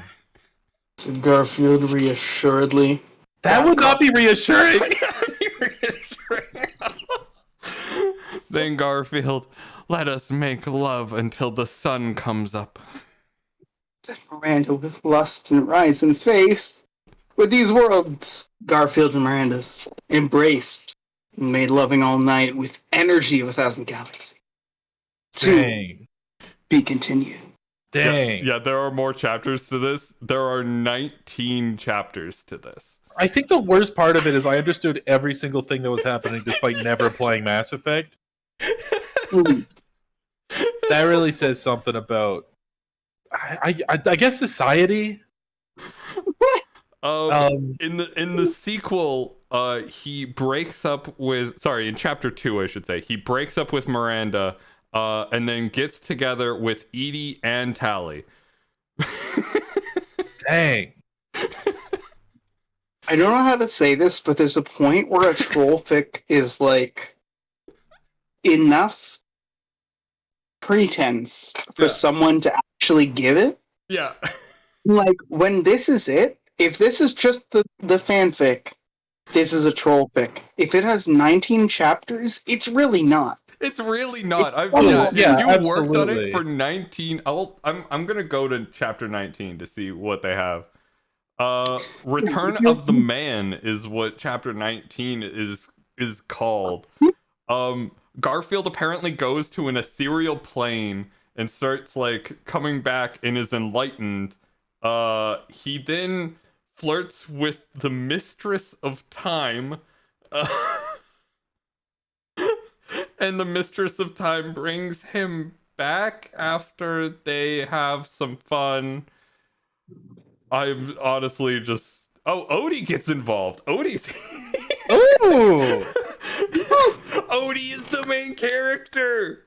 Yeah! I gotta say, if you're big, manly Garfield, sarcastic troll fic is 19 chapters long, just maybe you want to get fucking railed, and that's okay. You're okay. There's nothing wrong with you. It may have been... Yeah. There's space for you, you know? There's people who could use someone like you, and there's nothing wrong with that. Just get railed. Yeah. If you want to get railed that bad by a big cock manly Garfield, then like that's okay. Well, you heard about You don't need to make 20 sarcastic fan fictions. you heard about the man with the cockroach wife, right? Oh god, I feel like I have, yeah. I feel Where like I haven't, but I have. He read the Metamorphosis by Kafka as a young child, and it had a pretty big impact on his brain at a formative time, and sort of awakened something within him, and he developed a character in his brain that was a giant sentient cockroach that he would make love to, and now he can't have he got married to her in his brain. It really went downhill. I think he originally posted on Ask Reddit if there's a way to salvage his relationship after he admitted to his girlfriend that every time they made love he was picturing her as a giant cockroach named Milda. Hmm. Oh, that's amazing. Yeah, that's pretty bad. Like that, I definitely read Pillars of the Earth a little early, but all that led me to do is really appreciate architecture and kind of want to fuck in the hay. That's kind of it. Yeah, Kafka's Metamorphosis. That's a lot. it is it's a lot. But I think anything that has a strong negative reaction can get a wire crossed. Mm-hmm. You don't it's a pretty gross book. Yeah. What was I go? Where's it? Oh, yeah. I'm really sorry, guys. I can't find the greatest fan fiction I've ever read in my life. I think it was deleted, sadly. Oh, that's unfortunate. But it Garfield Effect was was mine. It's been on my brain for years. It has existed in my brain for years, and I am so glad I got to share that with you. This one is a Borderlands Harry Potter crossover fic, where Draco Malfoy is the main character, and he uses the Room of Requirements to summon the cast of Borderlands. A mix of Borderlands 2 and original Borderlands characters to Hogwarts, and then is like, hey, we're going on a mission to kill my dad because he's a Death Eater. And then the entire, 4 chapters go by where it's just Draco confronting his dad. Man, written really dramatically, and then the Borderlands characters come back because they they have to sneak back out of the building, and he's like, man, you kept the watch on my back, and they're like, yeah, you don't need to sneak, by the way, we killed them all. We were bored while you were doing that, so we just there's a lot of Death Eaters in this building, and we have a lot of guns, so we just kind of we just shot them. We just kept shooting people till people stopped moving. And Malfoy's like, damn. And I think Dumbledore was there, and he was like, don't do that. Holy shit. And that was the whole thing. I don't know why he included that in the beginning and end, because most of it was just this insane Draco confronting his dad. That is fanfic. Absolutely hilarious. I love the idea of being drawn in by what could possibly be a Borderlands Harry Potter crossover. And then it's literally 4 chapters of Draco confronting his dad, and then just a brief mention at the beginning and a brief mention at the end about Borderlands. There is no relevancy whatsoever. Yeah. No, absolutely. But every fan fiction is that. Yeah. The last one we read with the Garfield, that's someone being haha, I'm gonna write an ironic Garfield fic, but also, God, I need some cock. Yeah. You know what I mean? Look, Borderlands, in the Borderlands world, that's what everybody that isn't the Vault Hunters feels like at all times. Yeah. They hire a guy to do this one thing, and then they kill everything that moves, and they come back and are like, yeah, where's my $20, dude? Mm-hmm. All right, we gotta read this. Yeah, all right. So I think we broke Shasho a little bit. So I'm gonna go back to one that seems like it's well written until we get to here, and then it seems to descend. Okay. Oh, this is more. This is the quarter gas one. I decided to go back to it. Okay. I decided it was time to go back to the corner gas one. I think you're right.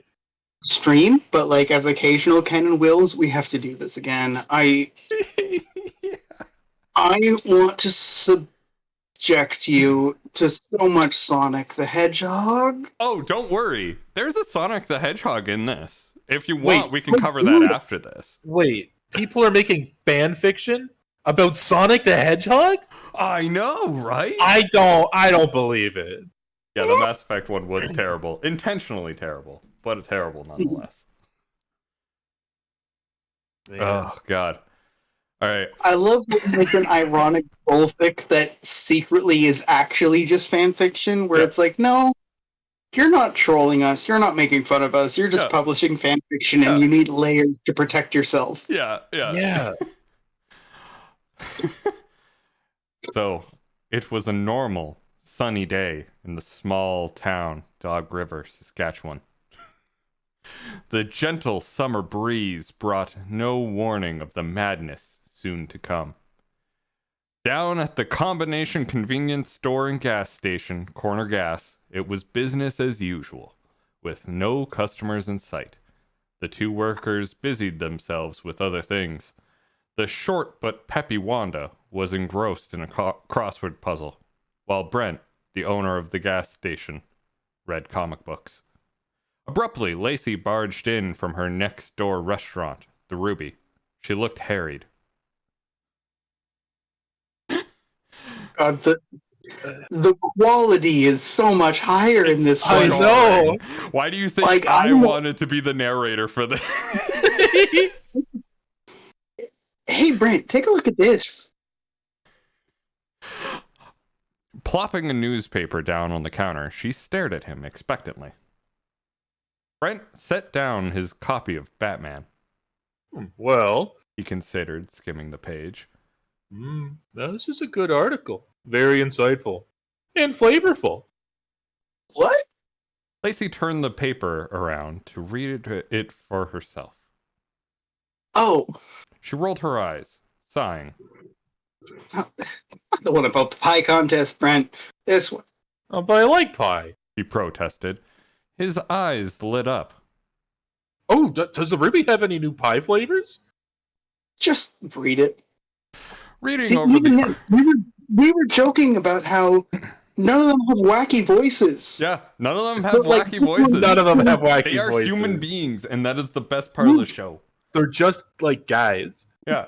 Of But course, the way when this you is hear written- Wanda, you imagine Fairly Odd Parents. That's Yeah, what the character But is this based one, on. I actually feel like I can be Wanda. I'm like, or not Wanda, sorry, Lacey, where it's like, I feel like I know her vibe. I feel like I have the pattern. This one's a real fic. Yeah. It's so close to real. It's making me mad that the dialogue isn't quite right. Yeah. Mhm. He would not say this. He would be more sarcastic. Yeah. Reading over the article, she indicated. Brent frowned. Fantastically. Goat farm closes down. Mhm. He glanced up at her. I never knew you liked goats so much, Lacey. I don't. I mean, they're okay, but they're not cute or anything. She sighed, resting her elbows on the counter. This isn't good for the Ruby. That farm was my supply of goat milk. Goat milk? Brent gasped. What would you do with goat milk? I'd cook, of course. She replied matter-of-factly. Cook? Groaned Oh. Brent, stepping away.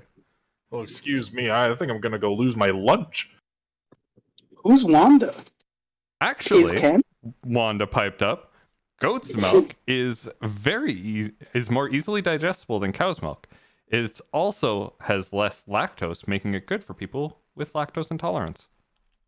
That just makes it all the more disgusting. Commented Brent. The door, the bell above the door tinkled as Hank walked in. Oh, Sorry. can I do Hank? Oh, you can 100% do Hank. Hey, everybody! Guess what? You brush your teeth, Wanda said. You brush your hair? Lacey countered. No. And, no. Confessed Hank. He grinned. But I just bought a goat farm! This interesting piece of news shocked Brent, Wanda, and Lacey into silence for a full minute. Then Lacey ran back to the Ruby, screaming in horror. Like, she wouldn't fucking do that. She wouldn't. They just needed to get her to leave. I feel like if we're character accurate here, it's like Lacey just goes, like, holds her hands up, says nothing, backs away, and walks back into the room. Yeah. Or, aren't there better things to buy with your money? Like that line, he would have something even more sarcastic. Yeah, something sarcastic about goats that confuses Yeah. Hank. Brent Yeah. frowned. Hank's bubble of happiness burst at his friend's word. Well, maybe. But it's a good idea, okay? Don't shoot it down. No, What idea? he wouldn't. He's too stupid to know it's a bad idea. Yeah. He would start listing all the benefits of owning a goat farm. Yeah. What idea? Wanda leaned forward. Let's see how this one will fail. At least Wanda feels a little bit more accurate in this one. You'll just laugh. Hank warned, slumping against the cash register. Brent looked between Hank and Wanda before deciding maybe this was the time to act friendly. No, we won't, Hank. We're your friends. Right, guys? Oh, okay, fine. Hank sighed. He paused dramatically, announcing, I'm gonna start my own goat farm business. Brent and Wanda were literally rolling on the floor laughing for a minute before Wanda managed to gasp, "You don't know anything about goats." Yeah, see, that's probably the worst offender. That's probably the worst offender of out of character. They would not laugh at that. They would both be stoic in that moment and laugh the moment he leaves. They would edge him on. They would They would both take a sip of coffee, look at each other knowingly, and then turn back. Yeah. The fact that they haven't brought up shepherd and then turned it into, well, I'm not raising sheep, a goat herd, and then Wanda would have some sort of Also, she would make a anytime pun that about Wanda, ungulates. Wanda would laugh, but if she's laughing, she's about to tear your entire soul apart for your own good. Yeah. Like, if Wanda's laughing at Hank, it's because she wants him to understand how deep in the shit he's gotten and how he needs to get the fuck out and make a proper adult decision. No, you know what? Okay, if this was a corner gas episode, Wanda would be like, I didn't take you for an ungulate. And Hank could be like, no, I think I'm pretty appreciative for the things people do for me. Like, that's that's the sort of joke that is the grounds Wanda would go on. Yeah. Mm-hmm. You know what? I think on that, it just keeps going. Like, what I love is all goat farm. It's all goat farm. The whole thing is just the whole thing. The whole thing is goat farm. But what I love is that it started with that description of Brent looked between Hank and Wanda before deciding maybe this was the time to act friendly. To just dialogue. Like it's just boop, boop, boop, boop, boop, boop, boop, boop, boop, boop, boop, boop. Well, now they're chasing the goat? Yeah. I feel like on a meta level, this is a Gabe in real life and the author enemies to lover AU. Look. Lacey would not be using goat milk. It would be a crazy scheme that Lacey's trying to cook up, where she's going to use goat milk. No, that's all wrong. It's so close, but not quite. It's more frustrating that it is so incredibly close, but just fails. And honestly, yeah, that's fair. That's why I don't read a whole lot of fanfic. All right. I'm gonna stop that one there. Okay, because it seems like we got the line out of it. If I can interject, I feel like that's the issue with fanfiction is there's no winning. Yeah. The whole thing is a training ground, and if you ever win at fanfiction, you move on to fiction, and that's okay. I think that that's something that we don't celebrate, is the fact that there is a space for people to get used to writing, because, yeah. Writing is a lot. It's hard! It's a lot. Not to put too fine a point on it, but you'll notice that I have a whole bunch of lore and rules and a world flavor, but I don't write a book because I can't write a book because I need other people. Yeah. That's why I do table. Yep. And I will be presenting this titled Ken the Hedgehog. Oh, good. Oh, good. If this is something we do again, which I strongly support, Will the Hedgehog is going to be rough. Oh. Every Will the Hedgehog, and there's a lot. It's not an uncommon name. See, that's the thing. There is no Will the Hedgehog on fanfic.net. I looked. I tried to find it. If it is, it's I don't know how to say this. It's in the weeds. Anyone who made a Will the Hedgehog deleted their fanfic. Yeah. I can't even talk about Gabe the Hedgehog because I did have a quote unquote OC that was just a recolored Spider-Man that was my email profile picture for forever. Like, you know what? That's fair. It's fair.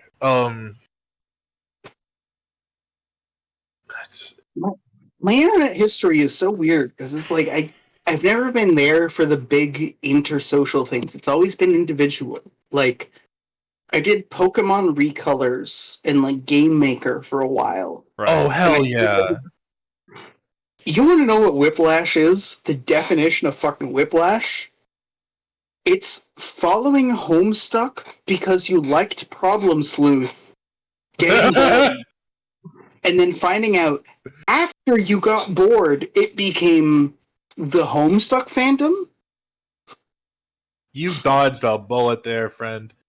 Yeah, like, there was a point where I was like, I don't know if this is the one. Problem Sleuth was better. And that's just me, right? Like, they're very different vibes. They're not really comparable. But, like, 5 years to 10 years later, you find out through people's, like, oh yeah, when I was a kid, ... shameful / funny stories, where it's like, other people read that? Will, you unlocked a deep memory mentioning the Game Maker sprite editor. Mm-hmm. I use that all the time. Just like made so many little games.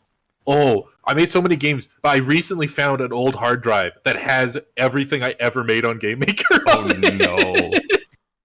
Oh yes. Oh, very much no. Oh no, it's incredible.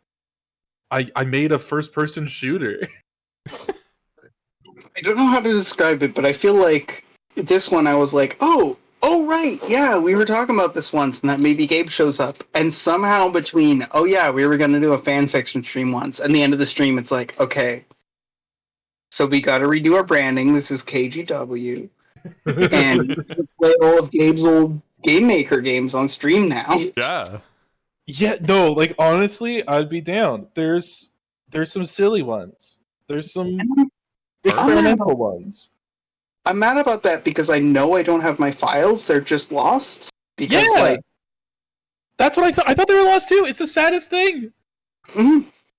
But man, I had this mouse platformer. You were a mouse. You got the cheese, and it was actually dope. Yeah, if that, I would be willing to pull out some of those and actually extend them. Like, not touch the code, just like make actual levels with as far as I got with it. Because like most of them are pretty small potatoes, but there's like, you don't realize how much free time you had as a kid until you watch like, oh no, like I didn't know anything about code, and I managed to make like Doom. Like, I haven't finished Bloodwine because I dig dirt out of a hole. Like, Kid Me had so much more time. Oh, yeah. Kid Me had so much more time and squandered it playing games like Mass Effect. How dare he? Oh, don't feel. Actually, I shouldn't say that without checking. I think Child Me logged approximately 2,000 hours in Team Fortress 2. That's fair. So I'll be back in a bit. Oh, alrighty then. I feel like logging an obscene amount of hours into a singular video game is a very child activity to do. Like, obviously you can still do it as an adult. I have over like 100, 200 hours in Factorio, and I know I was actually playing Factorio recently with a dude who has well over 1,000 hours in Factorio. Oh yeah, it is very easy to do. I'm just but like, yeah, We got it. We got to do a Lethal League stream one of these days. Oh God, please, yes. Teach me Oh, Lethal man. League. It's a silly little game. Yeah. I haven't played it because it makes me angry in my soul. But it's Yeah. good. Yeah. Team Fortress 2 is too good of a. It's ruined me for first-person shooters. That's fair. Because anytime I see a game that gives you a machine gun, I'm like, oh, it's. They made it easy as a joke. Like every single person I've ever been like, hey, you gotta play Team Fortress 2. They're like, where's the shooty gun that shoots stream of bullets? I'm like, no. That's not a That's thing. the minigun. The minigun. And they're like, this guy's slow as hell. Why can't I run? And it's like, Yeah. Well, I mean, that's the best part. You play Big Heavy or you play Demo Man, and you fucking like it. And I shouldn't say that. I'm a good friend. I'm like, I will go medic. I'll keep you alive. We're just having fun. We're gonna go on Two Fort and just dick around. Okay, so we got a legal fanfic, and that's gonna happen. But like, there's gotta be TF2 fanfic. Oh God, yeah. There's so much Team Fortress 2 fan fiction. It's not even funny to read it on a stream. Yeah. They made an entire Team Fortress 2 horror movie. It's like 2 hours long and incredible. Oh God. Was it Amicius Blue? Okay. Maybe that isn't a stream. Maybe we just hang out. Yeah. It's 2 hours long. Like, It's quote a psychological horror film about what happens when you cheat death too often. It has 8.4 out of 10 on IMDb. Amazing. That's the problem. The TF2 audience, instead of going to fanfic, because they're not quite writers, they're all like 3D modelers and engineers. That is a huge part of it. You underestimate how many people are horny for these fucking beefy guys. Look,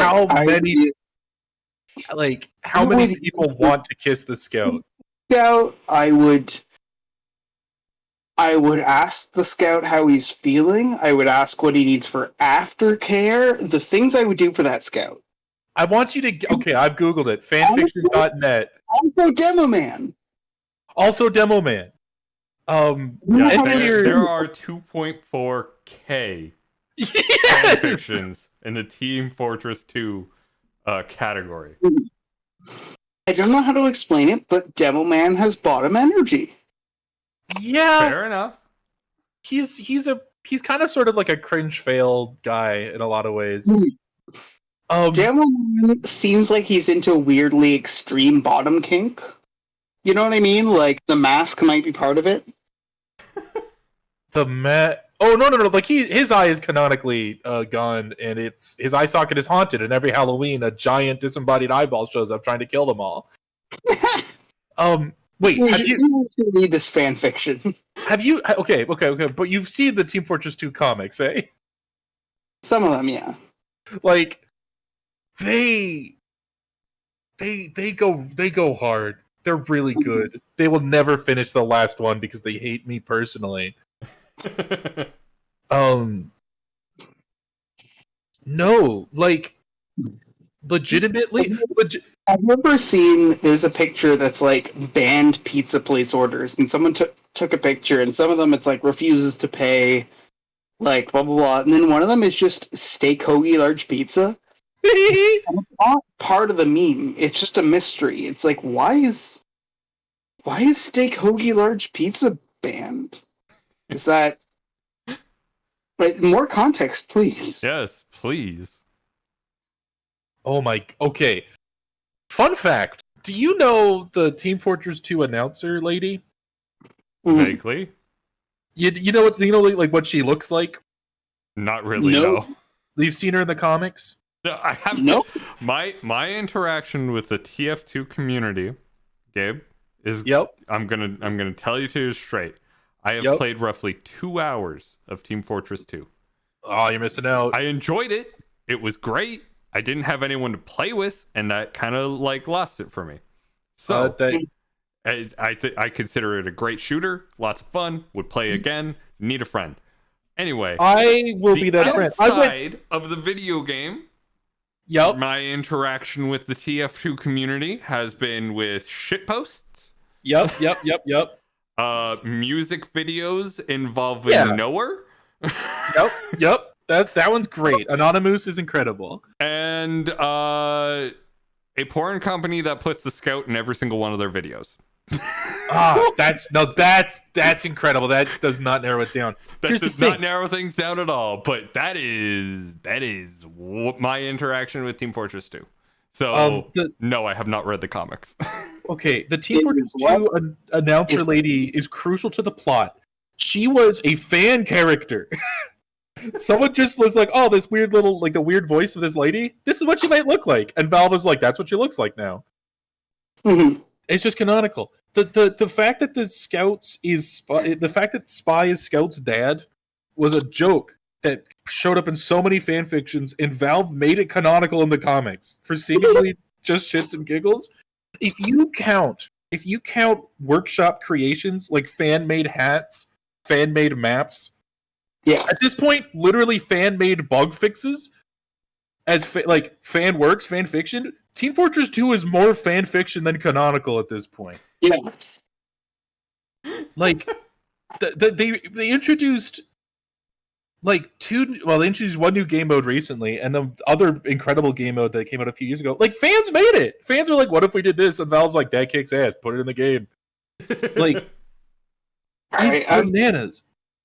I'm getting tired. We got to get through this fan. We'll get through this because I feel like the essence of this will definitely be boiled down. So this is Ken the Hedgehog, Future Hero, by X, the amazing Keyblade Duelist X. Hey, you want me to do the narration? It is 13 chapters long. This is a fraction of the first chapter because it is divided by times and locations. Oh my god. So, Gabe, you have not done the narration. If you would like to do the narration, feel free. Inside the now futuristic town that held large buildings and also have its population of Morbins, one of each and every species, such as wolves, cats, echidnas, foxes, and hedgehogs, and also held a rather town that contained a certain race of hedgehogs, a certain clan. In the clan had hedgehogs like no other, containing high speeds, and also had a gate that connected a bronze statue of the world hero and creator of the clan, Sonic the Hedgehog. Near the gates, a brown blur flashed through the dirt road, being an adult-sized male hedgehog that has brown fur, along with a gray arrow-shaped marking on his top quill, along with green eyes, kept running with a backpack filled with wood in it until he stopped at the gate.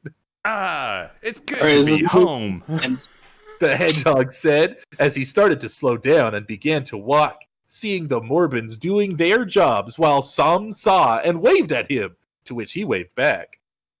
Hammond! A voice yelled, with Hammond looking to see a purple hedgehog with red eyes. Indigo, it's good to see you again, Hammond said, with Indigo nodding as the two of them shook hands. I'm guessing finding the wood seemed to go okay. Indigo said, with Hammond looking at his backpack and nodded. This is still you, Will. Oh no, is it? Yeah, yes. Okay, I'm guessing finding the wood seemed to go okay. Did you come across any of Robotnik's robots? Eggmans? A few, luckily.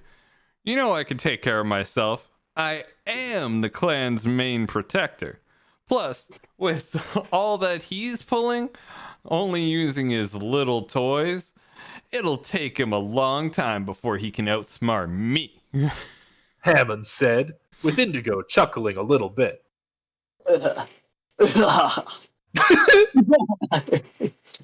Eggman, you never do change, do you? Indigo asked, with Hammond shaking his head. But that still leaves out possibility of him creating something that can easily outmatch you. You're not going to be around forever. But he can, ever since he created that anti-aging drug. What? Plus, you have a wife that will be in labor soon with your own twin children. I feel like that line alone just broke Gabe. The anti-aging drug direct to wife and labor combo. Yeah. Oh. I already know that, Indigo. but I have to protect them, even if I do die. It's the sacrifice of being the clan's proctor. Hammond said, with Indigo looking down, but nodded a bit after. Yeah, I suppose you're right. He said, until he looked at him and smiled. You should get going. Those children would be here any time now. Yeah, you're right. Hammond said, as he started to walk towards his house, while unknown to him, a small robotic spider observed them a bit, until it crawled into the sewers, and kept doing so until it came to an old man, revealing it to be Dr. Ivo Robotic.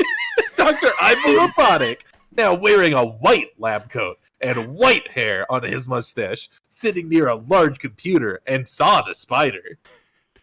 There you are. Robotnik said, as he lifted up the spider and put it in a slot, showing on the screen a recording of the conversation with Hammond and Indigo. So the hedgehog is expecting soon. He stared at it more while he started to smile, a cold, dark, and sinister smile. This gives me an idea. If I use them, this will work so well. He got up and put his hand on a padlock, opening a door as he entered a room that contained a very dark gray hedgehog with a black marking on the top quill and a tank. I can just finish my latest weapon. I can finally defeat that stupid rat of a hedgehog. No. Okay. That So- stupid rat of a hedgehog is a good line. It is a good line. Yeah. And I will give you a brief synopsis of what happens in the rest of chapter 1. Because Will said he's getting a little bit tired. So we're gonna go ahead with it. So Hammond comes home to his wife Jasmine, super happy. They hug. She's very, very pregnant, and Jasmine then goes into labor. Huh. Pregone? She pregante. Ragante. Pregante. So Robotnik, working on his artificial hedgehog. Sorry, just to clarify, that's the very dark gray Yeah, hedgehog. that's the very dark gray hedgehog with the black marking on top of its on its top quill. So then goes and releases it. It is the ultimate life form Shadow's DNA is what it's made from. So, The idea of like dark gray hedgehog with a black stripe leads me to believe that the author was like, yeah, black hedgehog with black stripe, then was like, no, I got to differentiate the two. But Right. really, He's just very dark gray. yeah, I think you'll find. yeah. So I don't want to judge. I don't want to judge this hedgie though. yeah, that's Just I- yeah. Dr. Eggman is trying to name the thing, and I think he's going to go for like Dark Hammond or something like that. Before the hedgehog interjects and said that its name is Jiren, spelled Xiran. Huh. So I'm assuming that's like Shirin or Jiren, something like that. Do you think it's a reference to Ed Sheeran? It might be. No. Then Jiren goes on a murderous rampage, like storming his way through Robotnik's lair. Robotnik appears to be alive, I think, at the end of it, but the guards try shooting at him. Nothing works. Right. And the guard asks, "What are you?" And Jiren replies, "Terror itself." That's pretty good. That's a pretty Yeah. good line. So then, in the emergency room, Jasmine is delivering the twins. Oh shit! And Hammond's there coaching her along until Sheeran attacks. Hey, I love the intersection between Sonic OC and literally Batman. yeah. I think the problem is Batman isn't very cool. Yeah. So Like the Pattinson Batman, I feel like gets that perfectly, where it's like he's trying to do it, but on some part you're like, oh, you're a sad. So And I feel like a good Batman has to be either goofy or a little sad. He lives in Gotham City. He's sad. Have you seen when Batman gets like Superman's powers? No. Sorry. So like there's like a massive body switch between Batman, like Supergirl and Superman, where Right. they're all like wacky body switch, and Batman ends up in Supergirl's body. Okay. And, Batman and Supergirl fail miserably. Oh, yeah. at like controlling their powers. Because yeah. Superman is stronger than Supergirl, and she doesn't know how to control her strength. And Superman has no idea how to be Batman at all. Batman is just loving life. He is giggling. Yes, he is like running around, punching people. Like, he's not even using any of the other powers. He is just having a blast. Oh yeah. He's like, I'm so used to just being kinda rich and a fella. Yeah. I'm gonna bonk him. Yeah. He like. I don't think he would be like a force for good. You normally. No. I feel like there's a very specific situation in which you need a Batman, and it's like probably bad ways to solve it. Yeah. It's not exactly an original thing, but Yeah. I don't know. Anyway, back to the intense story here. As Sheeran has attacked, and Hammond must go and defend. So Hammond once again asks, "What are you?" And Sheeran responds, "I am the ultimate life form," before killing Hammond. Oh hell yeah! and then Jasmine, his wife, finds out and is super sad, and then she dies. But the twins were born. Oh shit! The most cursed nature of the Sonic the Hedgehog fandom and canon is that, like, Sonic's wife is both fanfic stuff and lore stuff. Like, if a game came out and it's like, yeah, this is Sonic's wife who is having a child and she is about to die in childbirth, I would be like, okay, I'm not Sonic did this. Yeah. And so Jasmine now, apparently Jasmine lived through that. As she was stabbed, or the doctor was stabbed, someone was stabbed. Jasmine, now wearing a hood over her head to shield her face from the crying, put the small male hedgehog on the steps of an orphanage with a small name tag on it named Ken the Hedgehog, and the symbol on it that said, "I'll always show him this symbol, the symbol of the mark of the hero and hope," knocked on the door and ran away so she would not be seen, with an old fox seeing the baby hedgehog. "Hey there, little guy," the old fox said as he picked up the basket, seeing baby Ken. "Aren't you the cutest thing?" And then just like goes on for the rest of it. Yeah.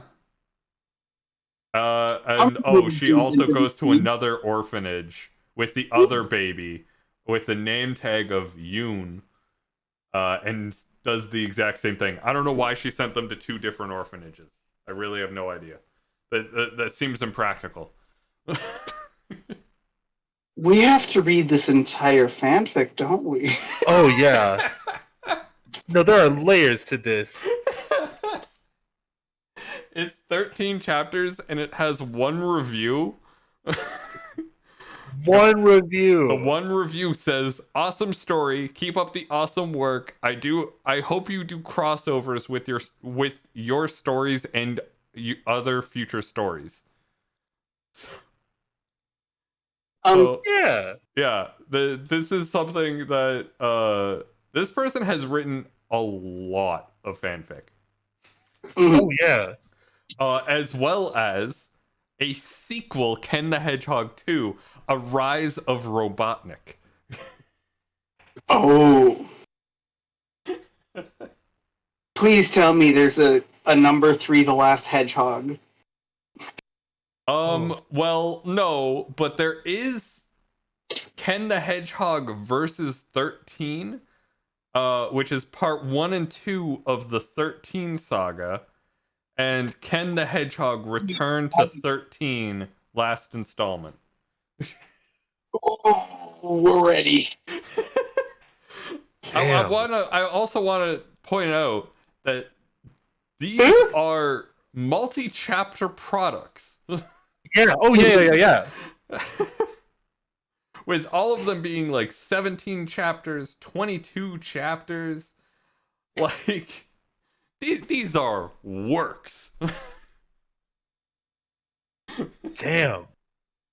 Hey, do you ever read not so much fan fiction that you start wondering if like actual books are even good anymore or not? Yes. There's a point where you Stephanie Meyer and you just palette swap the names on your fanfic into just original characters, and then you're an author now. Yeah. Like, I feel like this is the last thing that this person did before they just wrote a book-ass book. Yeah, I hope so. I don't. Yeah, Oh, I can God, hope. yeah. It would be super fun to go through these fanfics. If this person made a book, I don't think it would be a fun stream because I feel like it would just be an okay book. Yeah, like, this person has also given an update in October 30th of 2021. Ooh. Basically saying, "Hello everyone, I've been dead for a long while, but I'm definitely trying to get back to my roots with writing. Hopefully I'll be able to be back with something fully brand new. Maybe I'll go and update my old stuff with improved writing, since I personally don't think it aged that well. Who really knows?" So, wait, like, so I you feel gotta... like they did evolve, and then, like, maybe they did publish a book. Yeah. And now they're going back to their roots, you know? Good for them. We're writing honestly. fanfic about this fanfic author. Well, I mean, if you think about it, all of human understanding is sort of through a narrative, right? That's true. Cause and effect is how we understand everything. Mhm. And since truth exists but cannot be understood or comprehended fully, kind of the whole human experience is fan fiction if you think about it. True. And we're not going to read anymore. We've essentially cut it off. We're going to be ending this soon. But I would like to point out that probably the only one that we didn't get to was a Deep Rock Galactic fan fiction. Oh, interesting. Oh, they find where Carl is. And the only reason I chose this is because there's a character named Lloyd. Yeah. That is the whole reason why I chose it. Oh no! Lloyd's in the game. Oh, okay. I Isn't he? am not a Deep Rock Galactic fan. I do not know the deep lore of Deep Rock Galactic. I'm like 90% sure Lloyd is a... Yeah, we're in a weird thread the needle moment where if I mention the presence of Lloyd, it's not doxing him because he's old enough to not have a social media presence. But you know an old man named Lloyd. That's really all you need to know. And the fact that he he has the aesthetic that would, like, his personality, based on what you've described, would really fit in the Deep Rock Galactic universe. Oh, okay. You know what's messing this up? What? You know who Lloyd is? Lloyd is the little robot that runs the bar. You know when you go and buy drinks? That guy's Lloyd. I see. He does not have 6 arms. He does not talk. I see. What is this? Lloyd likes his Canadian whiskey, so maybe. Lloyd is he's a joke on the fact that the little robot that follows you around in single player is a bartender also. like he's not a character. He's a sight gag. Yeah. Okay. So I think we're probably going to be ending it there. Right, guys? Yeah. We're good? Yeah. Right, cool. Thank you, everyone, for whatever the fuck this stream was. This mess. It was... We had a lot of fun with it, and we'll see when we come back to it. This probably won't be next week's stream, though. Yeah, we can't. We can't back-to-back this. I mean, come on. No. Oh, you need to be in the right headspace for a Hedgehog 6. Oh, yeah. So, as always, thank you everyone for watching, and we'll see you next time. Bye-bye. Bye.